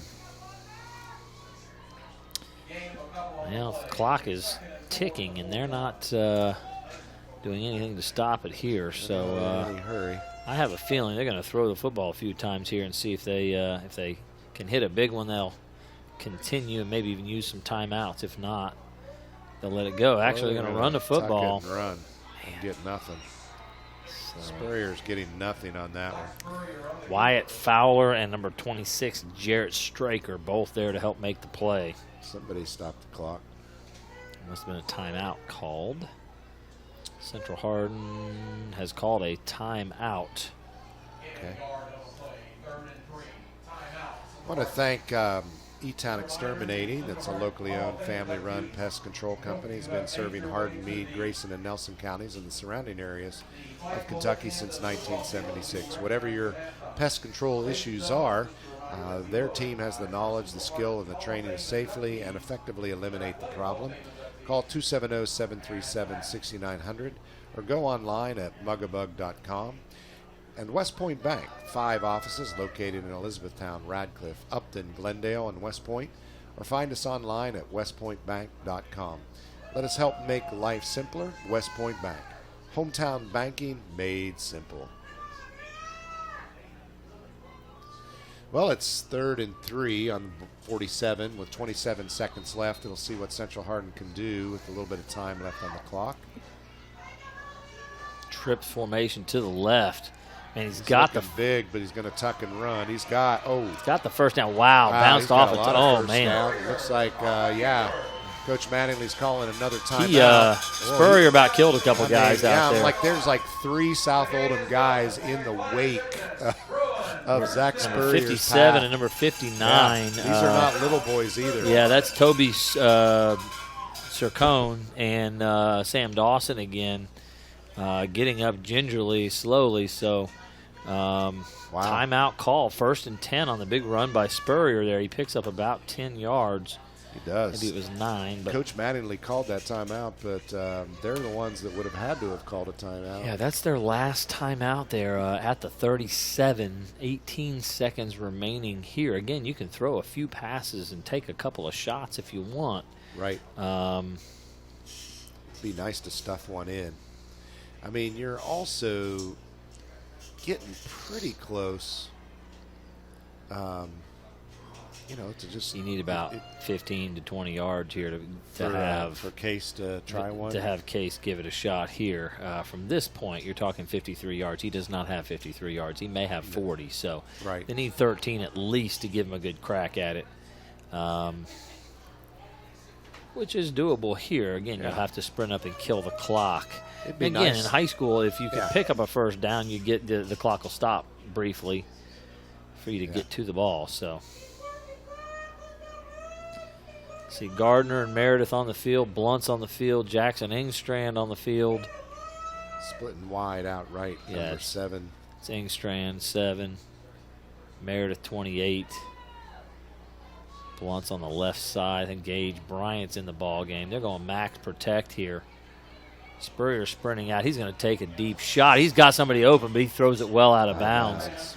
He had Meredith down there with some space, but just running for your life, kind of hard to when you got somebody right on your tail to make that throw accurately. It's hard to keep that ball from not flying. So again, now there's 10.6 seconds. You still have a couple more shots. You could take maybe a 15-yard gainer if you can. If you throw it in the middle of the field, you may not get another play.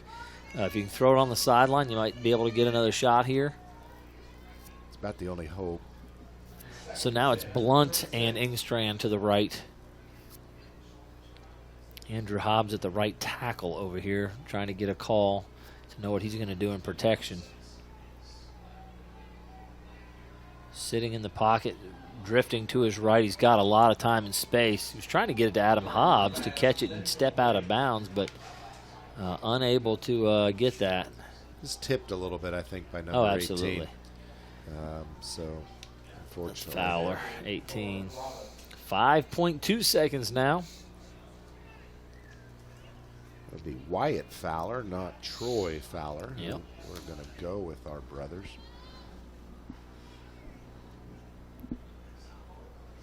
So 5.2 seconds to go in the half. It's 13-7 ball game. The Bruins are up, but they have not scored in the second quarter. Sledding has gotten difficult. We've got ourselves a great football game here, folks. It really settled down after that first quarter. Spurrier back, still retreating. There's a flag for a hold. I think that's holding. And that'll be declined, and we'll be holding, decline. End of the half. So at the end of the first half, 13-7, Bruins in front. We'll have some second half action for you here in about 15 minutes. Good evening, ladies and gentlemen.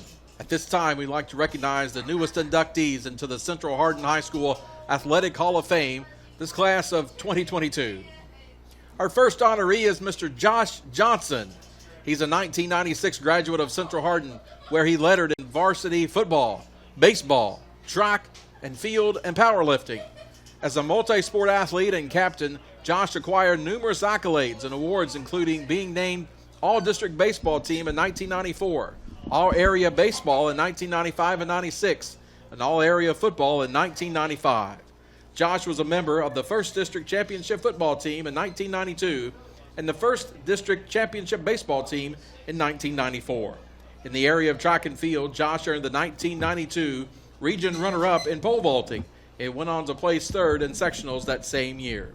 In 1994, Josh placed 1st in Bluegrass Powerlifting Meet 155-pound class, obtaining a meet record of 570-pound deadlift. Later in 95, he placed 3rd in the 185-pound weight class. As a student athlete, Josh was a 2-time recipient of the Friday Night Hit of the Week, designated an Ultra Bruin in strength and conditioning, was a DARE ambassador, FCA member, and voted most athletic for the senior class of 1996. Josh proved his leadership skills both on and off the field. After graduation from Central Hardin, Josh attended Western Kentucky University, where he graduated with degrees in English and physical education. He also coached Bruin football for 8 years. In 2002, Josh began teaching at G.C. Burkett Elementary and continues to do so today. In 2007, Josh returned to Western Kentucky University and earned his master's in exercise physiology. He opened and continues to operate E-Town Brazilian Jiu-Jitsu and kickboxing, where he has trained thousands of adults, children, and military personnel, producing over 20 MMA belt holders and 600 MMA fights from local, regional, and international shows. Ladies and gentlemen, let's give a great big hand to Mr. Josh Johnson.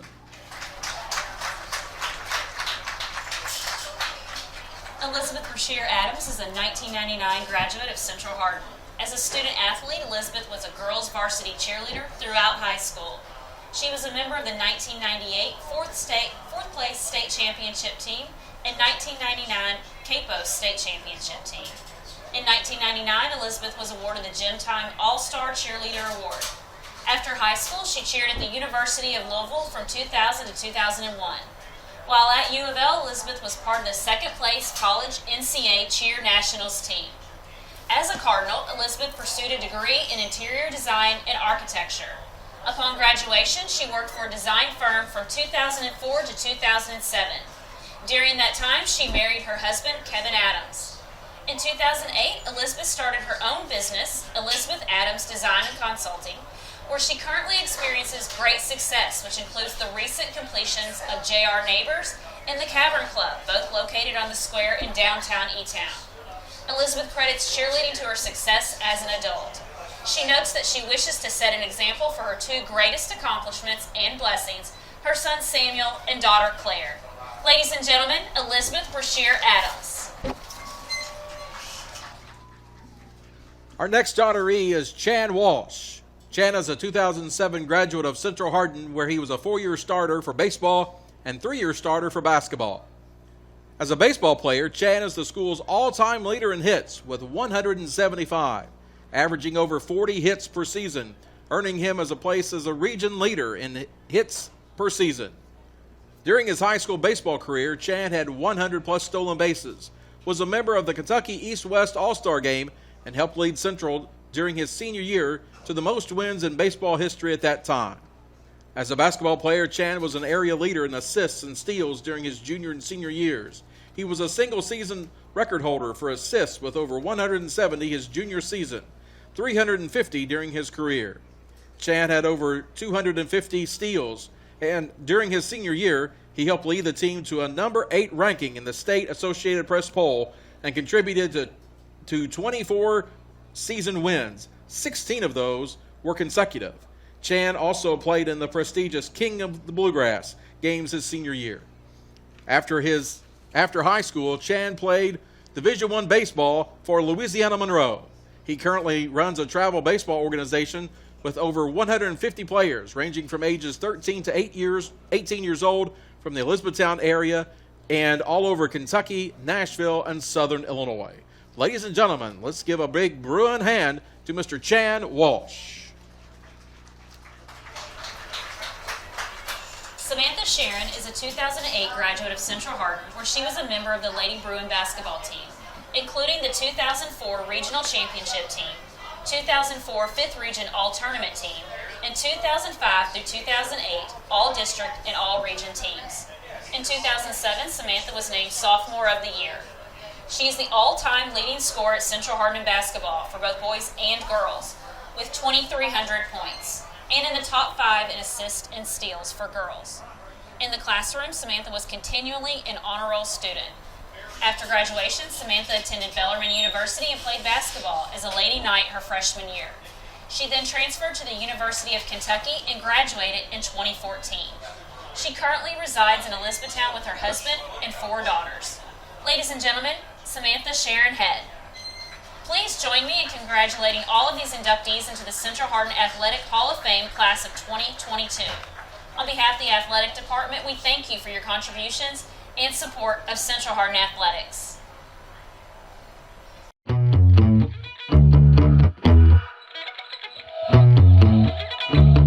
Hi, I'm Jarrett Cox with HCEC-TV. Today we're going to talk a little bit about Brandenburg Telecom, and we have Shane Witt, Customer Relations Manager for Brandenburg.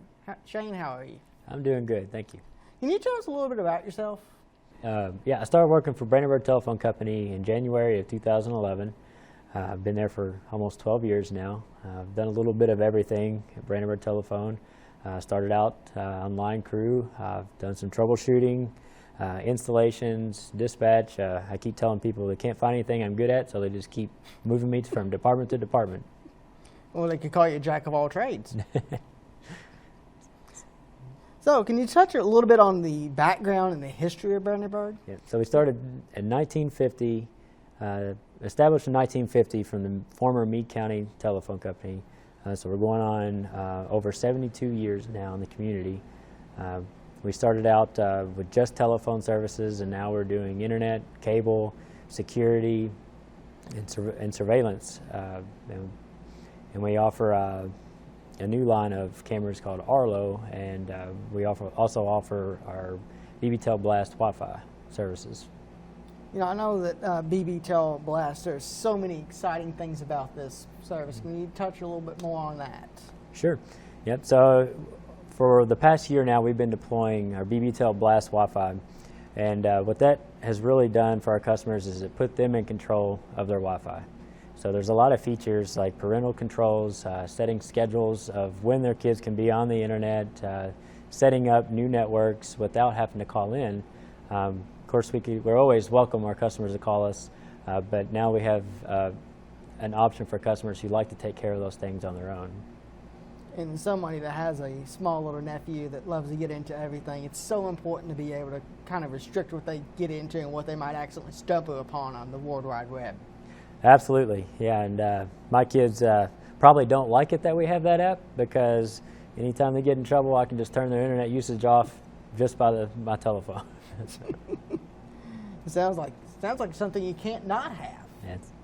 That's right. After having it, I couldn't imagine not having the capabilities of controlling my internet without having to call into the office. So can you talk a little bit about how important it is to invest in the community? Yeah, so it's really important to invest in the community, invest into kids and that want to take advantage of our co-op program and student workers, because a lot of those kids that we've used for co-op program have decided to stay at the telephone company, and we have some people that's where they started and they've been there for 20 plus years now. So it's really important to invest in the community, because it often comes back. Hardin County is just one of the greatest areas in the state, and I'm biased because I work here.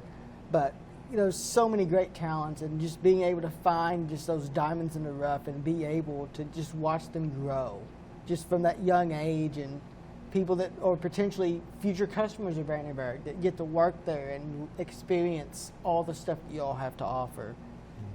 And speaking of all the things that you have to offer, you've been so gracious to help us provide live sports coverage for the past 20 years. You and Vanderbilt Telecom are the only reason that we're able to show all the parents out there their kids in live sports action every week, sometimes multiple times a week, and we just have to thank you.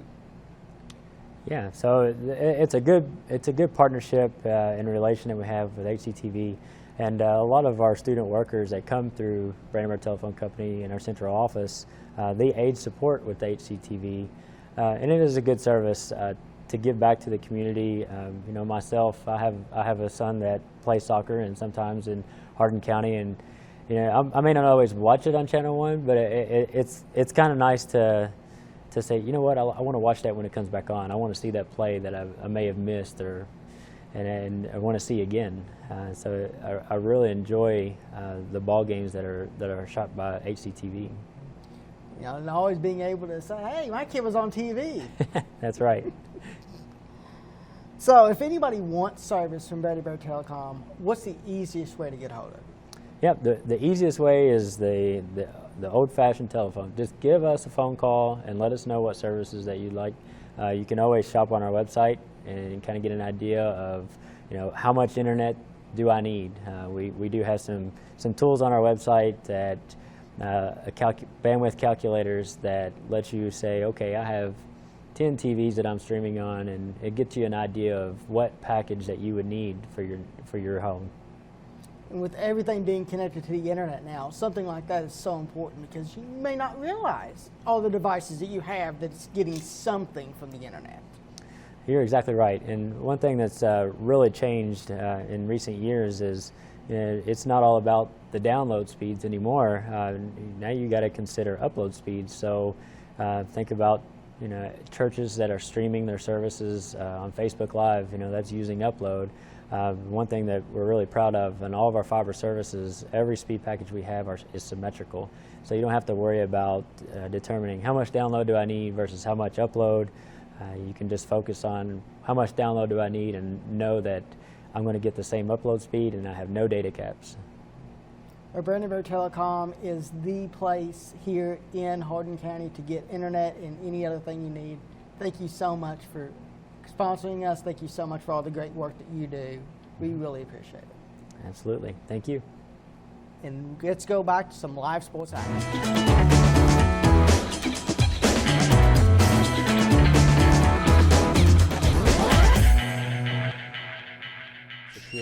Welcome back to Central Hardin High School. We're here for second half action. Right now, the home standing Central Hardin Bruins 13, visiting South Oldham Dragons 7. So we got a tight game. Not much happening in the second quarter.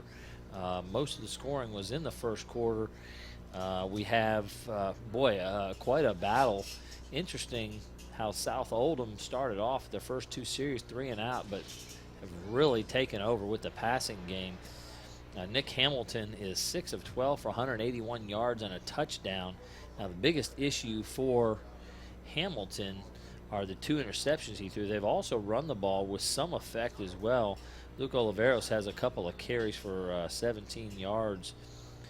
Miles with just 3 yards on a couple of carries. Burton, not a whole lot. So not much effect in the running game. A couple of 10-yard jet sweep runs from Oliveros, a 9-yard run from Miles, 5-yard run from Hamilton. Other than that, all the damage has come through the passing game. So just over 200 yards in total offense, which is actually a pretty significant amount for this South Oldham Dragons squad. Kind of surprising they've only got 7 points with all the yardage they've been able to rack up here in the first half. So we'll see if that continues, if they can manage to get on track as far as scoring the football. Central Hardin Bruins, on the other hand, put up 13 points in their first couple of possessions, and they were not able to do anything with the football after that. They moved it at times, were not able to sustain a drive to get points in any of those circumstances. So that's where we stand, 13-7. Again, Zach Spurrier struggling in the passing game, just 2 of 6 for only 6 yards passing the ball. They've run the ball effectively. Spurrier has a touchdown run, as does Walker Meredith.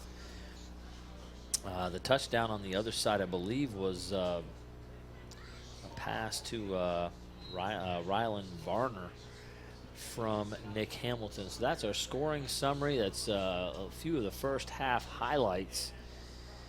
Gardner's has had 5 carries for 24 yards. Walker Meredith has done most of the damage for this Central Hardin squad. He right now has he's got 70 yards on, I believe, 6 carries. So Terry Brooks, who was taken away after re-injuring his collarbone, had 2 carries for 27 yards and a catch for 16 yards. So Brooks was off to a great start. Sad ending there for him in his last regular season game as a senior. Braden Robbins also has 1 carry for 5 yards. It appears as though he's got a shoulder injury or maybe some sort of collarbone injury as well. So a couple of injuries here in this last week of the regular season. Going into the playoffs, you want to be healthy, getting as healthy as possible. This Bruin squad's losing a couple of key pieces here this evening. So we've got ourselves a super competitive ball game as we've got about 35 seconds until kickoff. The Bruins will take over here to start the second half with possession. And so they'll have the first crack at it. We'll see what kind of adjustments have been made. They did a pretty good job stopping the run, but certainly the combination of Varner and Reagan and Miles was tough for them to handle in the passing game, as Nick Hamilton had himself quite a first half. Again, those 2 interceptions is what stands between them and the lead right now. If they had not turned it over, there's a good chance the Dragons would be up. Their passing game really is what turned them around in that second quarter. He was 6 of 12, I was just saying, for 181 yards and a touchdown. So fantastic half for Hamilton. This is Paul Gray, my friend Jeff Knoll here alongside me to call second half action. And we'll get started here. Number 5 going to kick off. Number 5 is Sam Reagan, the receiver. So Jackson Fisher does some of the kicking duties. And it looks like it'll be Reagan to kick that away. Yeah. Rashaw catches it at the 15. He's hit at the 20 to nice about return. the 27. So they'll take over there at about the 27-yard line. Nice little return there. Well, unfortunately, and that I got back in the booth late, but I think you were talking about a couple of the injuries and yes. with Robbins and Brooks. also Brooks, and it looks like shoulder injuries on both of them, which is not a good sign. Those aren't ones you just bounce back from. Yeah, again, in Brooks's case, I think it's probably a re-break on that collarbone, so that would be probably a no-go. Sad. So tight end, wing left, 2 receivers to the right. Give is to Gardner. Oh, my. Gardner running hard for about 6. He's just been a beast tonight, and man, props to him. However this game goes, if Central Hardin doesn't win this game, it's certainly not because Gardner didn't produce. Man, I mean, he is just laying it all out there tonight. That's awesome.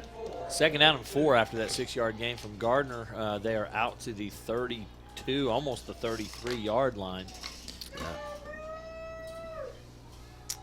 Tighter formation here, double wing, tight end right. They're going to run a reverse to the right side there, just short of the first down. I don't know. It's going to be close. That was Meredith with a 4-yard carry. They're giving it to him. First Got down, the first Bruins. down. So Walker Meredith picks up 4, first down and 10. Nice spot. I don't know if these are the same refs we had as last week, but these guys have been pretty accurate, I feel like, in their spots. Last week I couldn't tell what those guys were looking at. It was always a yard further than what we imagined. Double wing formation out of the shotgun. Give to Meredith on the jet sweep. Turns it up, and not much room there. No. Maybe 3 yards for Meredith on the carry.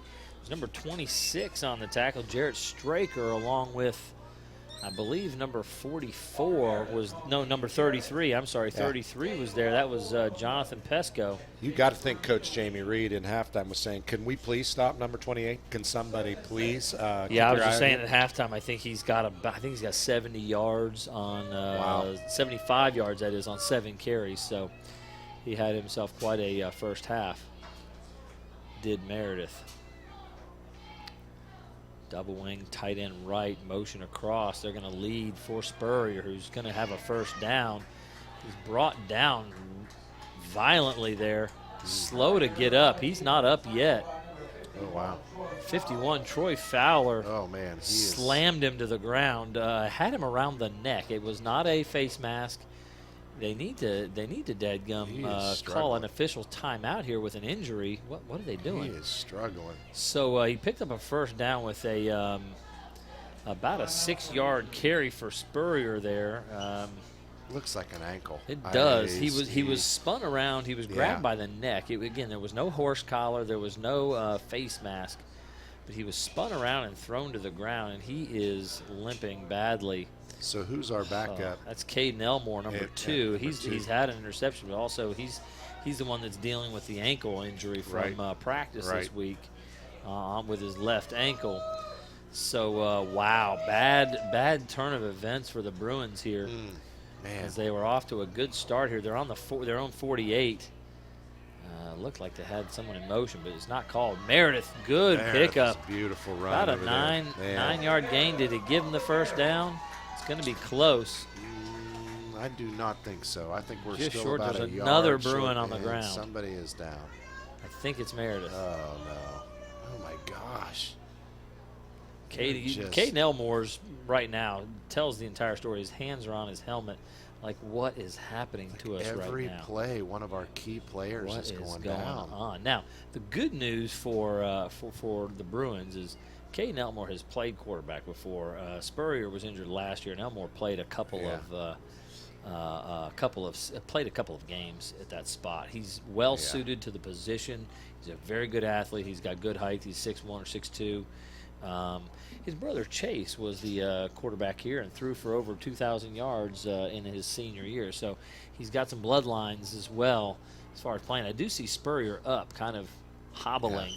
They need to keep him on the sideline. He's walking toward the field like he's about to go in the game. Well, he's probably feeling like get back to the bench. Yeah, he doesn't need to be doing that. They're going to have him in there. So it looks like Spurrier will be back on the field here. He wandered off the table and on the bench. Now, the trainer's on the field with the injured Bruin right now. Right. I believe it's Meredith. So number 4, Jackson Rousseau, was running back and forth taking armbands off. He's obviously going to check in at one of those spots, maybe the spot that Meredith was in. Yeah. So Walker Meredith is down at the time, and they are working on him right now.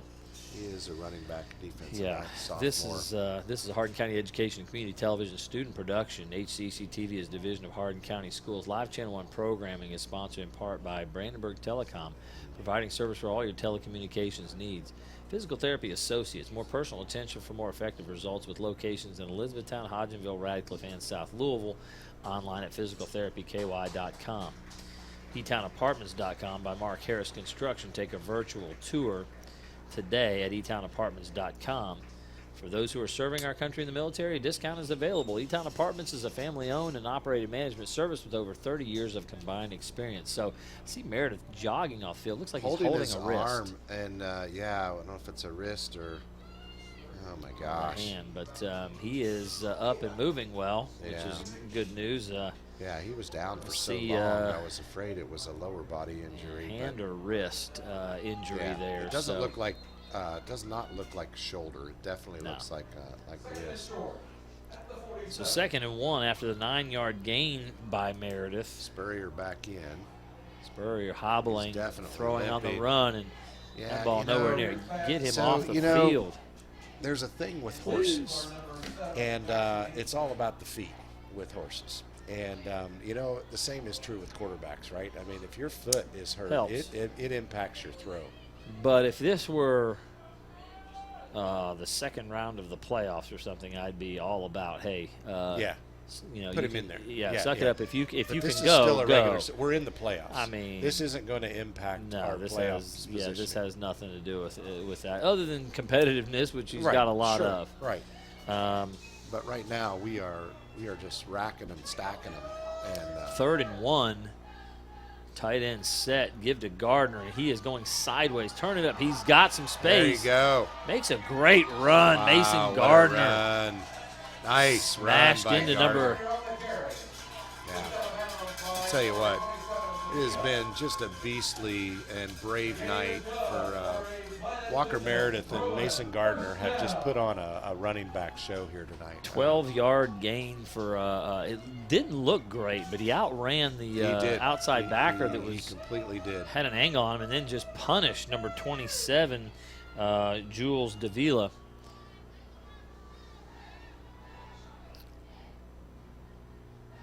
Hobbs kind of like a lead back there. Yeah.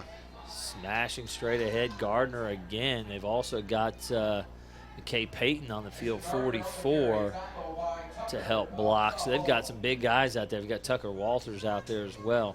4-yard gain there for Gardner. Gardner's going to see a lot of touches with Meredith over on the sideline. They're checking him out. They're getting his shoulder pads off so they can look at what's going on with his arm. Yikes. It's not a good sign. They are really tight. Walters is at the right guard spot. He's going to pull. Quarterback keep. No. Yeah. Oh, my goodness. my. He's run over 2 guys. 3. And a third. Man. He is so Spurrier, tough. what a man. He Man is child. just next level. Next The level. ankle may not be real strong right now, but the rest of him is, everything- is really strong. everything else is working. Yeah, I 9 mean, yards for Spurrier on that carry. So it's got to just be tweaked. I mean, if it were stabbing pain, he wouldn't have been able to make those turns and keep plowing like that. Knocked a couple guys down and spun off of them at the same time. 8 minutes and counting here in the third quarter, and they've got there to the 20-yard line. They're in the red zone, are the Bruins, and they are doing so with a tough brand of running the football.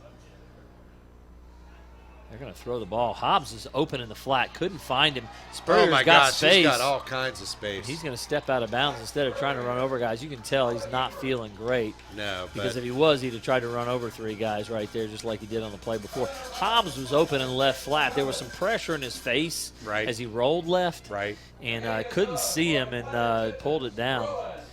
Pickup Man, of this is 13. it's just tough, gritty football we're seeing right now from Spurrier. So a 13-yard gain makes it 1st and goal from the 7-yard line. 7:41 to go. Clock stopped as he ran out of bounds. Blunt and Hobbs to the left, kind of in a tight trips look left. A blocking He formation. is Gardner. in. Touchdown. Gardner, Mason touchdown. Gardner. 7-yard run. Man, What a great Yes. drive to start the second half for the Bruins. They needed that.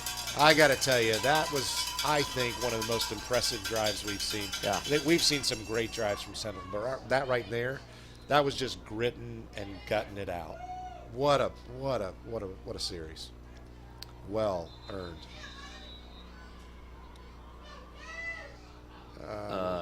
Timeout, Bruins? No, that looks like.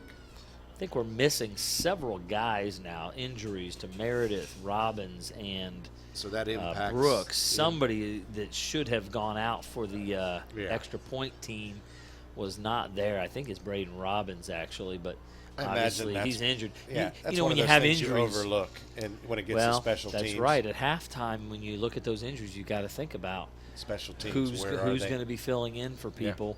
Obviously, Robbins is the punter. If they have to punt at some point, they've got to have the backup ready to rock. So you've got to have your next guys ready. Does Case punt? He can. I He imagine should. He could be able to. He's a soccer player, so. And that's That's knocked good. through. Yep. So 20-7 Bruins with 7:36 to go. That was an impressive drive. Gutsy drive. An important drive. So we're watching now Jeremy Steakley, the trainer for the Bruins, down here working on Walker Meredith. He's got the ice bag ready now to put on. He's looked at the wrist, and they're going to get an ice bag on him. Caden Elmore coming over to check on him. I think that's his mom down there with him. I believe so. So we saw Robbins with his mother on the field. That's another development Jack that's Brooks. different from the days you and I played. You know, well, when you have a serious It's okay. injury, Yeah, people still came down to the I field. got no problem with it. It's just different. If you're hobbling a little bit, Yeah, mom yeah. and dad need to stay in the stands. If But you've got a serious yeah, injury, it's legit. mom and dad need to be down Absolutely. there with you. So It's a different helping to day. make decisions about where to go and I'm what all to do. for that. Yeah, Yeah, absolutely.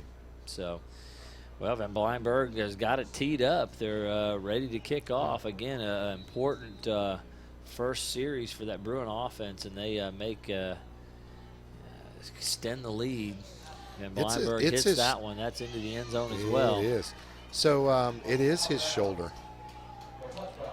They are icing the shoulder. Icing the shoulder. So he was holding the wrist, but he's But it holding was- that to keep that in place, so the shoulder wasn't moving. And so we've had a collarbone injury and now probably 2 shoulder injuries. I guess it's possible that Robbins was a collarbone as well, but it looked like they were working on his shoulder as well. So rough night for the shoulders, very rough collarbones. night, man. We actually had my junior year in college on our team had a ton of shoulder injuries, and the coaches made that the off season and during season emphasis that we were just working all the time on Shoulders. oh man, shoulder, neck, back, all the Yeah. stuff that would connect to try to, and we didn't have those Strengthen that up. injuries. Yeah, we No. didn't have those injuries the next year. So good run for number 4 there on first down. Jeffrey Burton is going to pick up 5 yards on the first option. Again, running that triple option out of the flex bone look. Yeah. And you know, shoulder pads are not nearly the size that they used to be either. I've often wondered how much difference that makes. A little more padding, a little better put together usually. Yeah, but there's, oh man. Yeah, tried to get, so listen, Nice. great play there. Again, the tackle made, I'm trying to look and see what it is. It looks like it's Adam Hobbs, 41, that Right. made the play. Right. But the fullback was hit by, I believe, Brandon Barnes or Tucker Walters. And the quarterback, when he pulled the ball on the option, had to go around the fullback. To get around him. Because he was knocked backwards. So the play was made by the interior line And there. that's what you and I were talking about at the beginning. You said, you know, the option, the important thing when you're defending it is to blow up that first guy, right? You know, Yeah. and just and if you blow him up big enough, you'll go right back into the second guy. Yeah. So Big third down completion there for an 11-yard gain. They knocked him back. Big throw out to number 5, Reagan. yeah. He picks up 11 yards, so it was just a quick screen to the left. Well, Marion Blunt was getting up a little bit shakily there on that one. But it Come on, seems to be boys. Okay. Hang in there, guys. Hang in there. 6:03 and counting here. First option again, and good tackle there. It looks like Adam Yeah, Hobbs made the Adams play, Hobbs, 41, bring it and right Blunt down. was there as well. Jeffrey Burton on the carry. Tackle by number 4. Burton gets 3 yards on that one, so he's had 5 and 3 on a couple of first option carries.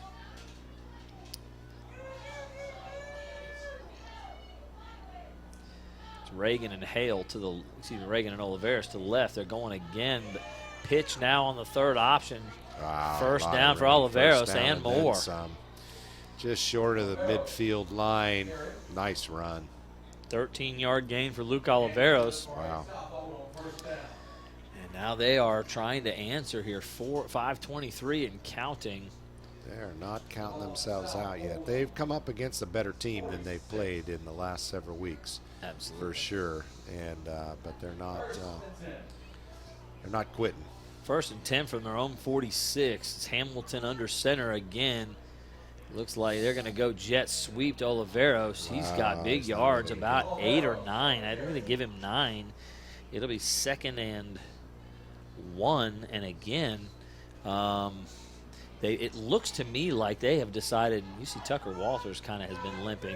I saw them at halftime retaping his ankle. So he's limping a little bit as well. It looks to me like this South Oldham squad has decided to go to this flex bone look. Right. More than some of the other stuff that they've done before. They're in it again, a little tighter with their split ends. Oh, they've gotten a little bit better. Oh, not that time. Gage my Bryant, goodness. 23 Woo! with the play. He was right there. Beautiful read by Bryant. He came off his block right into the runner. Nice work, Gage Bryant. So loss of 5 on the play. Bring up 3rd down and about 7. They were in a tighter look. They went to a toss sweep to Julian Miles. And Gage Bryant from his outside linebacker spot read the toss on the toss sweep and was right there. Right there. It was perfect play. He read that perfectly. So they're in the same look, the flex bone look. They're going to throw this thing, I think. Play action. Sack! Ball on the loose. front. Yes! Gage Bryant once again comes in, comes off his block, goes through a second block, and sacks the quarterback from the blind side, causing the fumble. What a great play. Number 23, Gage Bryant. Did he also make the recovery? I didn't see Yes, who. I think it was. I think he had the sack. I think it was a sack. And got the fumble recovery. Sack and pick, man. So it'll be Bruin ball. Huge play there. Man, oh, that was beautiful. I mean, that was just picture perfect. So that's a blitz. He's an outside linebacker, and they brought him off the edge there. He did. Perfect timing, and he played that well. He did the inside move on his blocker, and it was Katie bar the door at that point. So they're in this tight formation look again. Going to give to Gardner off the left side, stuffed in the backfield. Nothing going there. Number 6, McCubbin, comes up and drops him for a 3-yard loss. Nothing there. Wow. Hamilton never knew what hit him at that point.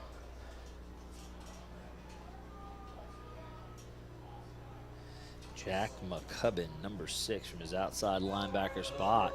So 2nd and 13 now. Spurrier's back on the field, moving a little better. 3:11 and counting here. 2nd and 13. They're at the Dragons' 49-yard line. If they could pick this up, they'd be deep in Dragon territory here. This is an interesting look. Good run for Gardner. Got it. He'll pick up 5 yards. It'll bring up a 3rd and 8. And 1, I believe. So, yes. So nice run. It looks like what they're doing, Jeff, they have a kind of an up back, and that's Adam Hobbs. It's a lot like what you'd see with the old single wing, where you have an up back that's behind your line of scrimmage. He's not out on the wing. He's behind your guard tackle area. Right. And he's an extra blocker. He can carry the ball, release into the flat for a pass. And they're running the same formation here to the right. Spurrier running the football, and he is stuffed, man. There's nothing doing there. About 3-yard gain just by pushing. Number 18 came in and got a hold of his jersey and that's Wyatt Fowler, the leading tackler for this Dragon squad. So a 3-yard gain, 2-yard gain actually. And they'll bring on the punt squad, and it will be Case Van Blyenberg to be back that would have been my in guess. the punting position. Yeah, that makes the most sense. I think I heard from his father that he's dealing with a little bit of a hip. You were mentioning that to us his before. parents were so. And they're short a player on the field. Again, the special teams, they don't, with 3 or 4 injuries, they don't have their normal complement of guys.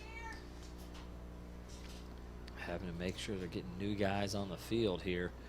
Wow, great punt. That's going to go into the end zone, however, and come back out to the 20. So pretty much of a bullet. Yeah, he drilled that one. So Van Blyenberg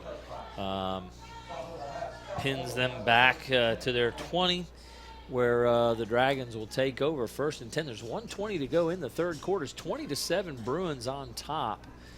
And they went to the game. Yeah, they went to the flex bone last time. It was the passing game that got them back into the ball game.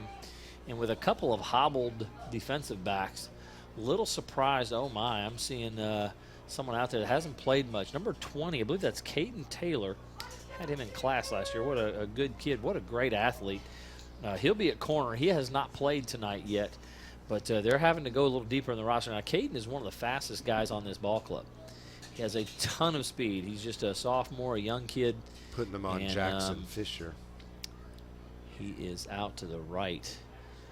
Hitch to the right. Good throw. Good tackle out there. I think he may have got the first down. It's close. On that. It was Ryland Varner making the catch. I think he It's a got 9 the or 10 yard gain. His forward progress gives him the first down. Yep, they gave it to him. They're going to move it. So 10-yard gain for Varner there.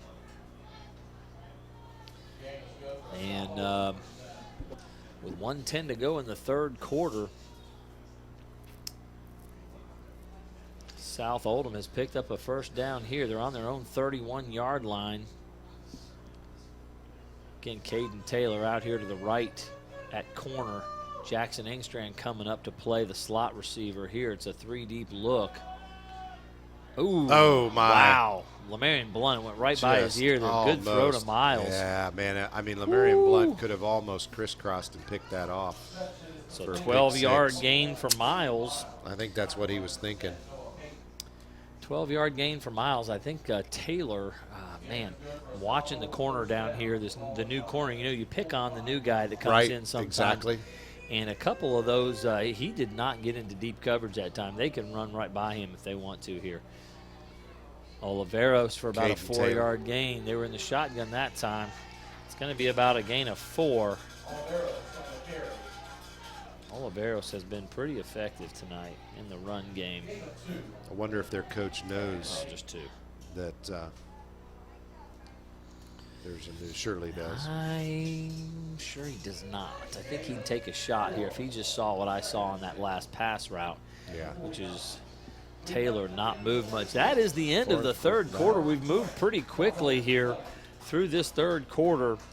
Waddell's Auto and Scrap Metal Recycling is a family-owned business with competitive prices, pickup service, and a friendly staff available for your recycling needs. Located in Elizabethtown on 31W, just south of exit 91 on Interstate 65. Call 270-982-7206 to talk to someone about scrapping metal and recycling. E-Town Exterminating is a locally owned, family-run pest control company and has been serving Hardin, Meade, Grayson, and Nelson counties and the surrounding areas of Kentucky since 1976. Whatever your pest control issues are, termites, spiders, crickets, general pests, even moles, their team has the knowledge, skill, and training to safely and effectively eliminate the problem. Call 270-737-6900 or go online at mugabug.com. West Point Bank has 5 offices located in Elizabethtown, Radcliffe, Upton, Glendale, and West Point. Or find us online at westpointbank.com. Let us help make life simpler. West Point Bank, hometown banking made simple. 2nd and 6, and it is South Oldham's ball. They're moving the ball a little bit here, so let's see if the Bruins can step it up and get a stop here. So 2nd and 6, they've got it on their own 49-yard line. They're almost to midfield. A little bit of a hobbled Bruins squad here. We got to we got to hold this together. Nobody else get hurt. I mean, the win is always great, but as we were talking earlier, right now you don't want to move into the rest of this playoff season. Well, they're down at least 2, and it looks like possibly 3 with Walker Meredith's injury. They're already down number 5, Brandon Lee, who was injured a couple of weeks ago as well. Right. Return man, wing back on offense, and defensive back as well. In the shotgun now, 2 receivers to the left, 2 backs in the backfield flanking the quarterback. Play action. Look, Bryant is on his tail again. Yeah, he is. Wow. Front side guys make the play, though. Number 10 is Noah Payton making the sack. So that's beautiful. Big he was play. being pursued from the backside and had nothing to do. Go.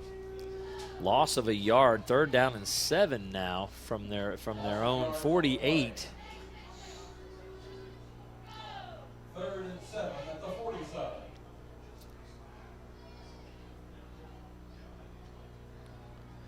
Three-man front for this Bruins squad. They're going to see shotgun trips left formation for South Oldham. Number 15, Jacob Acevedo, is in the tight slot to the left. He's going to block. Going left. Seal the edge. No, nothing there. Bryant misses the tackle. There's a penalty flag. flag. I'm thinking that's holding. Bryant back on him. So Bryant makes the tackle after about a 2-yard gain. I think we got holding on number 61. And I think the quarterback is injured, and maybe severely so. He's writhing. Oh, my. Hate to see that. So that's, again, quarterback Nick Hamilton. There is a flag down. I think it's got to be a hold. Yeah, because he reversed, he reversed fields and started coming back. And number 61, I was explaining it to somebody the other day. I said, when your quarterback reverses fields on you and you're an offensive lineman, at that point in time, if you've ever had a door falling in front of you the opposite direction, it's like that exact same. Like you want to reach out and stop it, and that's usually when you get caught in a hold. Because you just reach out for that, all of a sudden you see your defender going the opposite direction, and you've got to stop him, so your instinct is to reach and grab. And that's why you see that happening so often in reverse fields. But the flag actually appears to be some sort of personal foul, maybe a face mask somewhere out on the field. I'm not sure where that would have occurred, but it's a 15-yard penalty against the Bruins. Maybe we'll set up the Dragons 1st and 10 at the 35-yard line of the Bruins. Definitely against the Bruins. So. Hamilton will check out. Man. So I'm going to guess. Completely read that one wrong.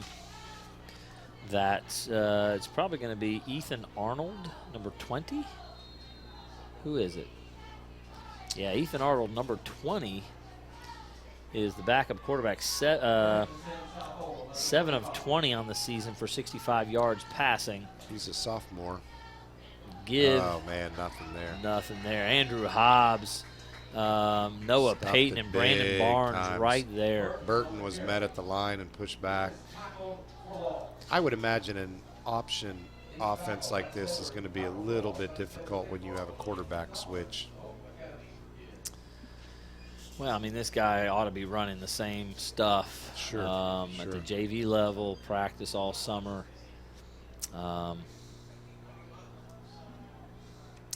So number 20 is in there. That is Ethan Arnold. He's going to sprint left looking for the pass. There is a good throw. My goodness.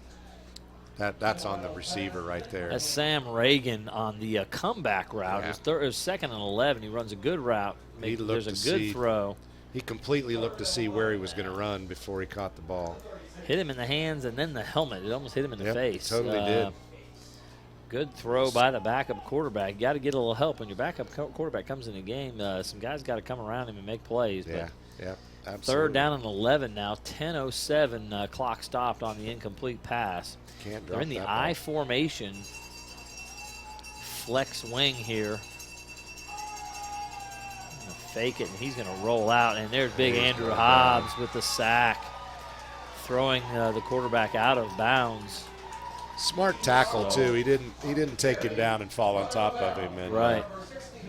Which is kind of hard to do when you're a big man like that running, Oh, yeah. So -3 on the play. So number 20 is going off. It's 4th and 13. Obviously, we're going to see a punt here. I don't think so. Oh, wait. No, they're not. No, he's just going to get the play. Again, number 20 is the backup quarterback, Ethan Arnold. -3 yard gain there on the sack. Again, down 2 scores in the 4th quarter. You're in 10 minutes Bruin territory. This is the time to go for it. They need the 25-yard line. Boy, all kinds of pressure. Now it's Adam Hobbs. Yeah, Hobbs came in and broke that up. Oh, man. Ooh, what Brandon a beautiful Barnes play. ended up getting him. Hobbs was there first. Barnes with the pursuit. Ethan Arnold looks really good out there. I mean, he broke it up on this, but he just could not get away from him.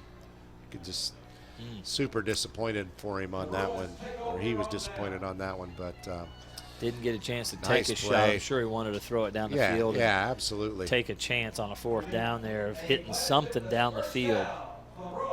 So 9:55 to go in the 4th. 20-7 Bruins. Looking really good for Central Hardin after that big stop right there. And again, number 44 on South Oldham, I think he's brand new in there tonight. Grant Owen Richards. Grant Owen Richards. Toss sweep going to Gardner. Go, Gets baby. Through one tackle. Nice. About a 5-yard gain for Gardner. And they're going to ride Gardner now that Meredith's out. They're going to give him 4 yards on the carry. 2nd and 6. They're at their own 43-yard line. Are the Bruins on the left hash here, 9:28 and counting. And again, they just want to run clock, Jeff. Yeah, they totally do. They're wanting to burn this thing down and do all that they can to run it out. 2nd and 6 on the 43. Blitz coming. They're going to Gardner give to again. Gardner. He's Bounces forward for about 4 yards. It'll bring up so, 3rd and 2. So we've got it manageable. This is, if you want to burn clock, this is the way to do it.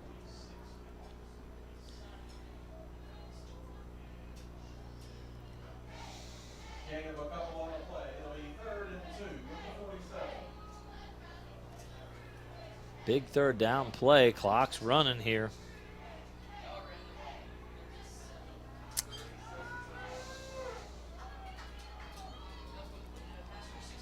Same formation look. Spurrier running it to the right side. He's got the edge. Man, big pickup, and he'll just step out of bounds, not looking to get hurt again. Big carry there. Thought he might do a slide to keep the clock running. Yeah, that's a good point. So, notice Walker Meredith's still on the sidelines here, so that's. I hope he's just tweaked his shoulder or something there. Not maybe a done any stinger real or something. damage. Hopefully that's all it is, but you yeah, never know. So 15-yard gain for Spurrier on that one, and the clock stops as he ran out of bounds, as you mentioned, but more importantly, possession maintained. yeah, it's huge.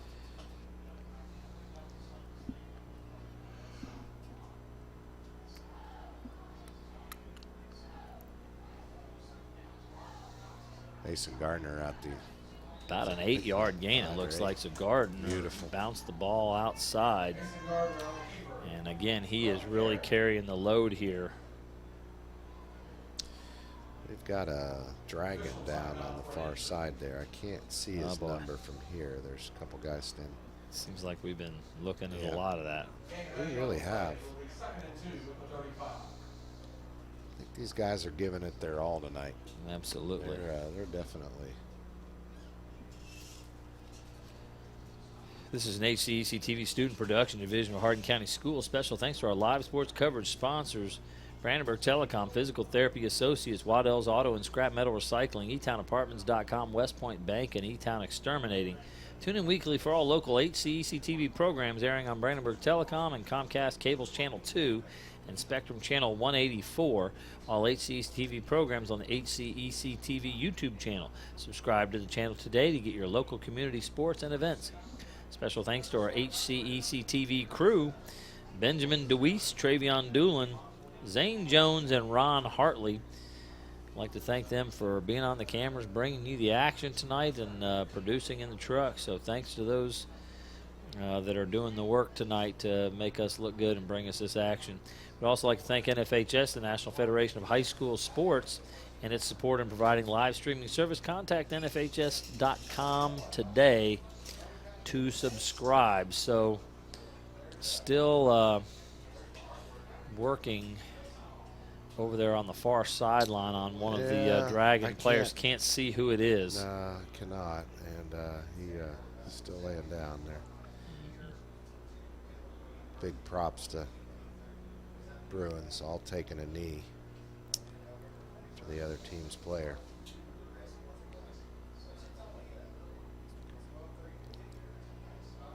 It's number 27 that's down, and that would be Jules Davila. Yeah. Wide receiver. We've seen him in a few plays tonight. Yeah.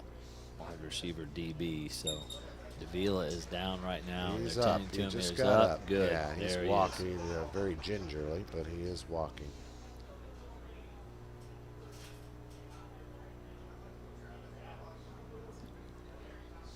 All right. Team's moving back into position. So 8 minutes, 13 seconds, 20-7. Ball on the 35. Yeah, second Trying down. to burn Second down some and clock. 3. They'll start the clock there. The Bruins were really going to just run clock. They'd wait and run this thing down here with 8 minutes to go. Wow. Big pickup again, Yeah, down there to you about go. the 23. So first down on a I- 13-yard carry for Spurrier. I get the sense he wants to score again. Did you see Adam Hobbs leading the way there? One of the guys in front of him almost just fell down in front of him. Like, I don't want any part I don't of that. want to mess with that. I don't. That I don't need that it. guy's about to run Ain't me got down. No time for that. I'd follow Adam Hobbs. Yeah. Good idea, Zach. Get in that guy's hip pocket and let him Let it roll, baby. mow everybody down for you. He's a football Exactly player. 8 minutes to go. They're on about the 24-yard line. First and 10 here.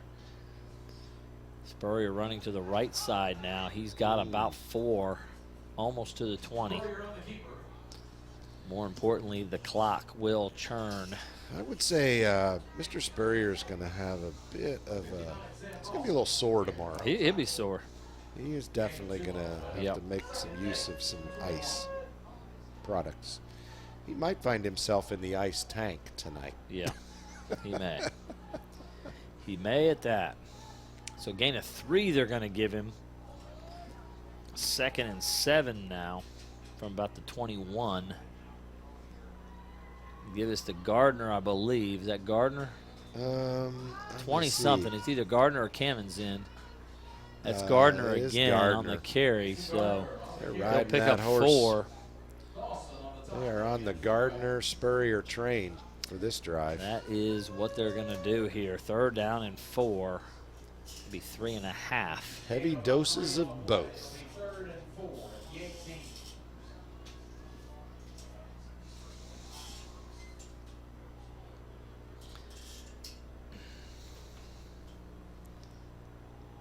Gardner toss sweep Again. right, makes a cut. Oh, there's got a flag down. I'm not sure. He that- didn't get but a yard, maybe. Are you thinking That that's one may be hold? coming back. It That is. is in the holding zone. Yeah, they're rolling it back this direction. So it'll be 3rd and a bunch, or 4th and 4, if or 4th and 3. That is, if if they call it, if the they coach decline it. prefers. I can't imagine not taking that. You got to take that. And make Yeah, it 3rd when you're and- this 3rd and close long. to the goal line Yeah. as well, you're Yeah. certainly. I mean, So that'll make it 3rd and a bunch, not a whole bunch, just a bunch. yeah, 3rd and about 14 here. yeah. Let's see. Yep, exactly. 3rd and 14. So they're sitting about their 28-yard line.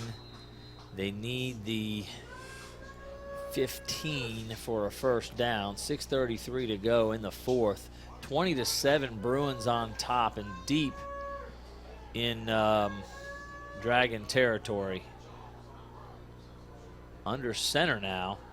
Play action bootleg look. Spurrier's man. overthrows him by about 5 nobody- yards.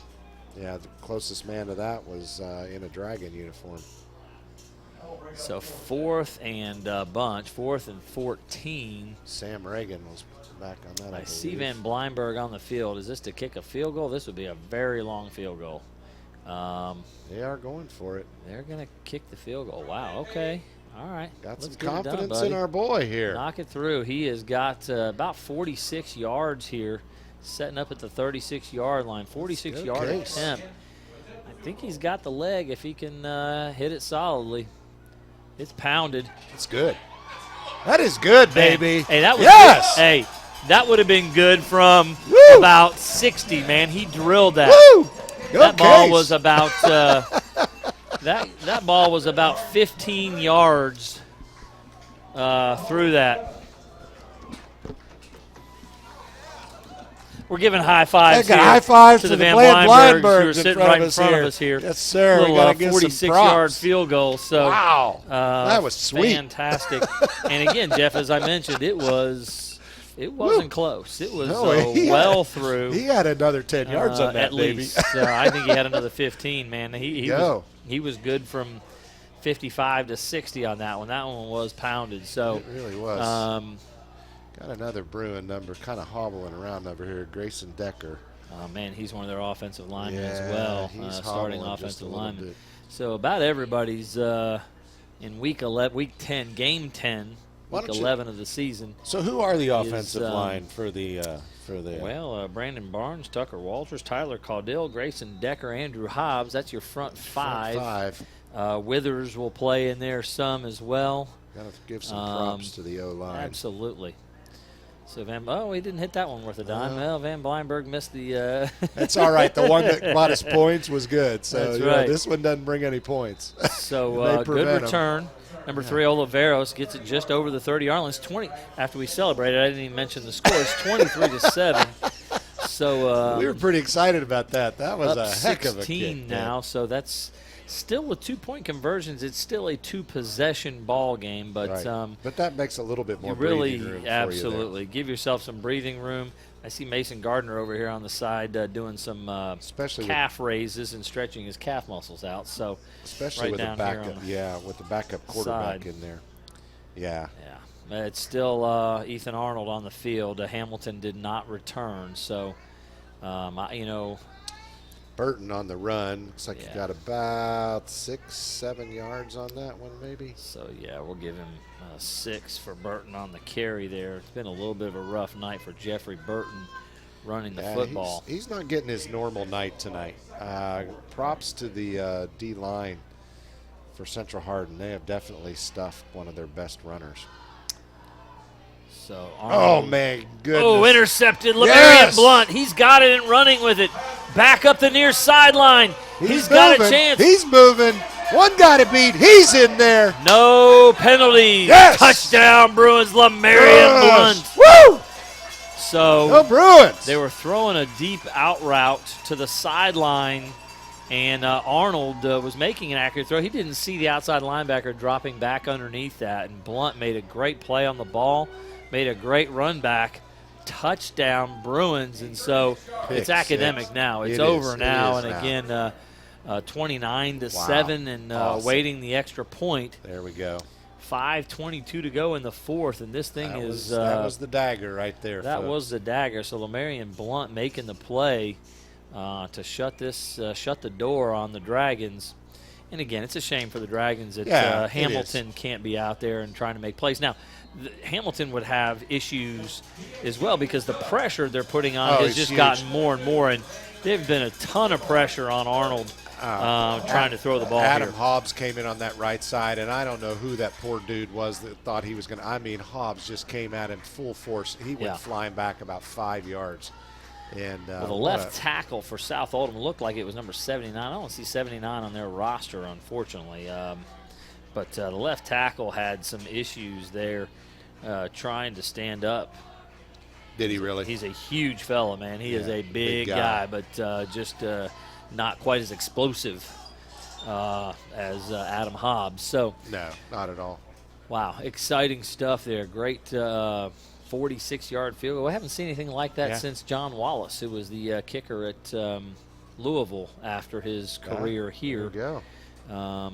Saw him knock through a 51-yarder one night. I saw him knock through 60-yarders in practice. We so were just talking he about was fantastic. talking with his parents about his portfolio in colleges, and he really hasn't had much in the way of looks, but he's kind of put his own thing together, and he's trying to reach out. He's made a couple of touches on his own, and tape is always good. It doesn't matter how late in the season it is. Received on the 4-yard line, Oliveros. He's got a some lot of space, room. but He good really tackle. does. Caden Taylor. I told you Caden's maybe the fastest kid on this football team. Comes in from the side and Oh, they man. closed on him well. Yeah, absolutely. Otherwise, because he had a lot of green in front of him. Now, that's what I would say about Caden Taylor, too, though. He's green. He is green. Very You're inexperienced. exactly right. Very, very He is. talented. He Very is. talented kid and really nice kid. I really enjoyed having him in class last year. Super nice kid. Very respectful kid. And he's a sophomore, He's right, I a think? sophomore, yes. But a ton of speed. Is he in track? I don't think he's running track. I think he'd be helpful to that crew, that's for sure. Arnold, Oh, good nice. throw. Oh, Oliveros has it. He's over the 50 to the 45. I will tell you this. Arnold's throwing motion, I think, is a lot better than Hamilton's. Yeah, it may be. So a 20-yard completion there to Oliveros. And they're trying to move quickly. They are at that. Throwing it down the Oh, seam. man. Miles Oh. has it. Wow. smacked by Caden Elmore, man. That was a big wonderful hit. catch and hold because he got tagged. That is getting tagged. 26-yard reception from Miles. So, as you said, Arnold's got a great arm on him, and he's got a nice throwing motion. He really does. He's just very clean. Not a lot of extra motion. He's going to pull this one down and make something happen with his feet. Yeah. Down to about the 12-yard line, maybe the 13. So that's going to be a gain of about 7 yards. So Arnold engineering a quick drive after the mistake on the interception. Really coming back with a nice drive here. There's no quitting these guys. He's going to keep it, pulls it down. Oh, my, wow. Trying to have some kind of RPO, run-pass option. He fakes the ball there, but just totally flew on him there. Yeah. I think what's that? Sometimes an open receiver is the hardest thing to hit. Yeah. Hard when you're on the run and When run you're on right the- at the yeah, guy, and yeah. you're not sure if you're going to run it or throw it. And Just toss it too far. 3rd and 4. Maybe a long 3.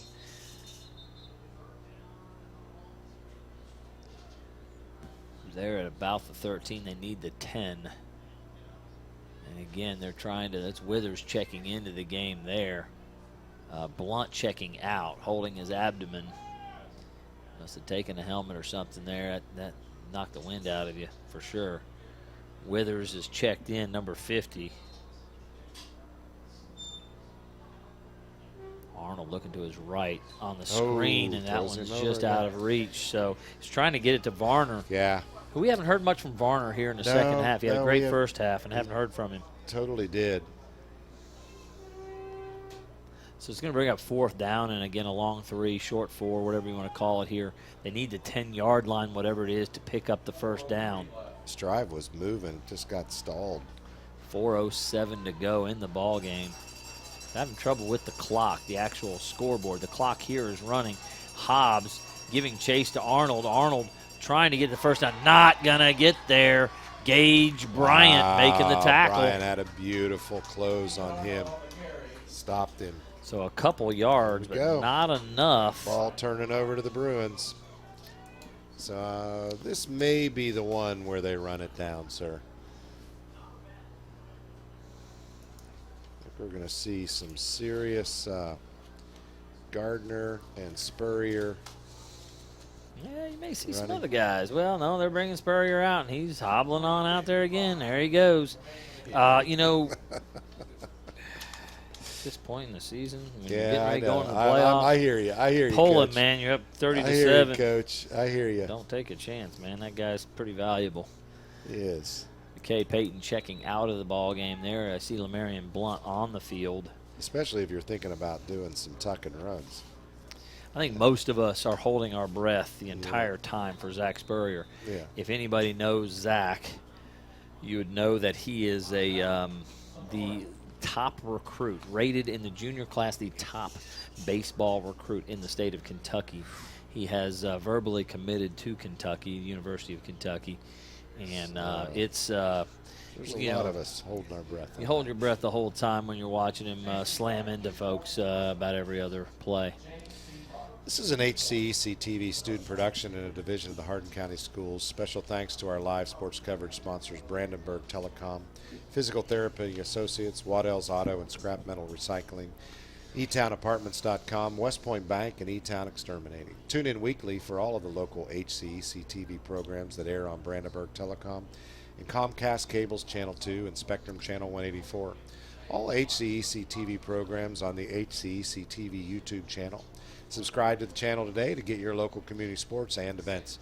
I want to give a special thanks to our HCEC-TV crew, and we really appreciate everyone in the truck and all of those that are on the roof and all of those that hooked up the cables. We really appreciate you all coming together and making that happen. We'd also like to thank NFHS, the National Federation of High School Sports, and its support in providing live streaming service.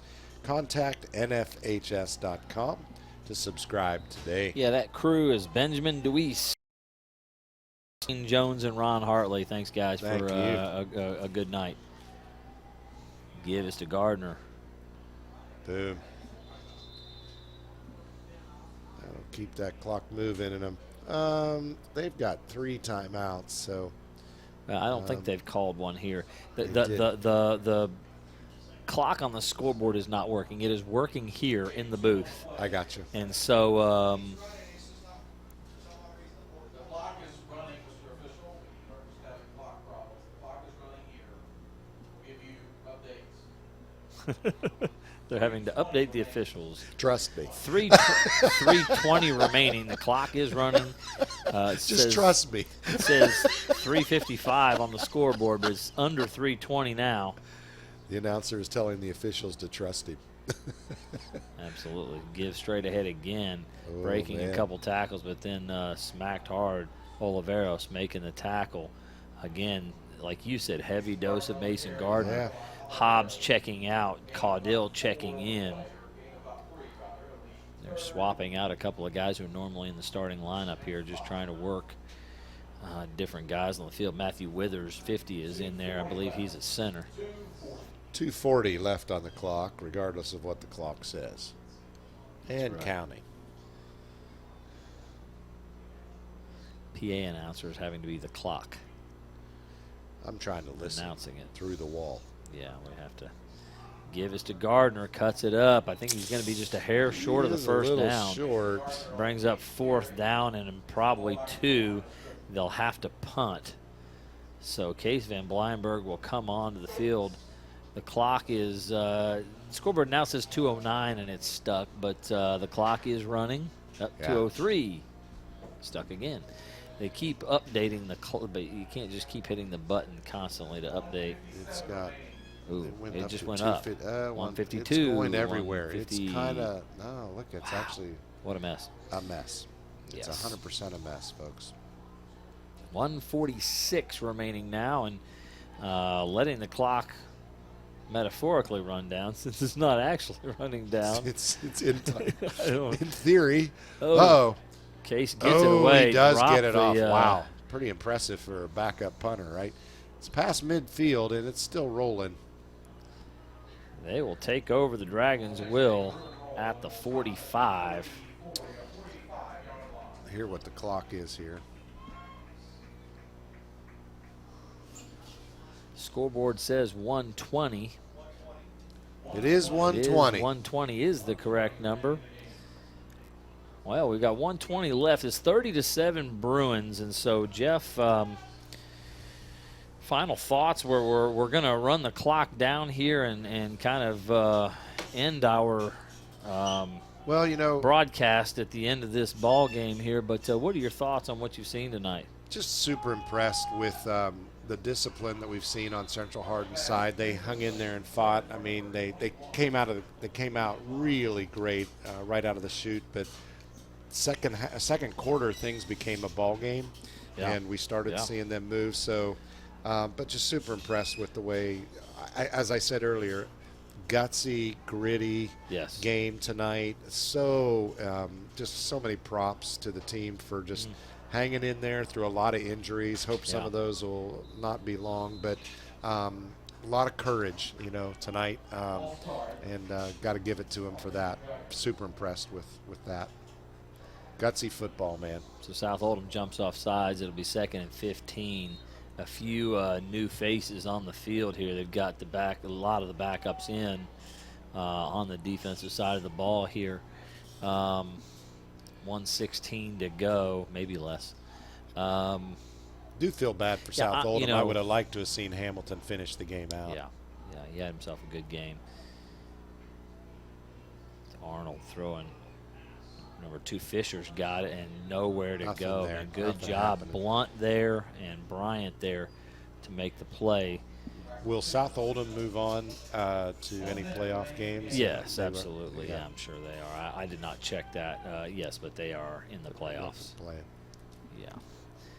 They're a good team. They came up against a better team tonight, and we did not know going into this what the matchup would look like, and it proved to be what we had hoped one for. of the keys, Jeff, in the pregame we talked about is would Central Hardin's defense hold up against that option attack? And man, did they ever. They totally did. South Oldham had some really good passing offense and some great moments catching the football down the field. Sure.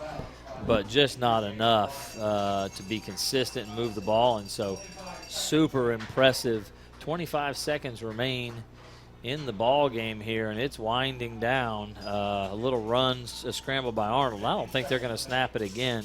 16 seconds left on the clock. So 10 seconds remain, and South Oldham is milling around. So it's going to call it. So the That'll be Bruins it. will finish the regular season 9-1. What a season. They'll take on next week. They'll play Owensboro Apollo, who they beat 51-20 earlier in the season. They'll have that here. We'll have that action for you. Jeff and I will be on the mic. Jeff, you'll be with me next week, won't you? Pretty sure I will be here next week. So Jeff yes. and I will have the action for you on that. So a great regular season, 9-1 for this Central Hardin Bruins squad. The Dragons of South Oldham will fall to 6-4. Also remember, next week North Hardin is on the road against Davis County. John Hardin is on the road at Franklin County. E-Town is at home against Mercer County. So week one of the playoffs next week. And again, we'll be right here as Central Hardin will start their journey in the postseason. For Jeff Noel, I'm Paul Gray. Good night, everybody.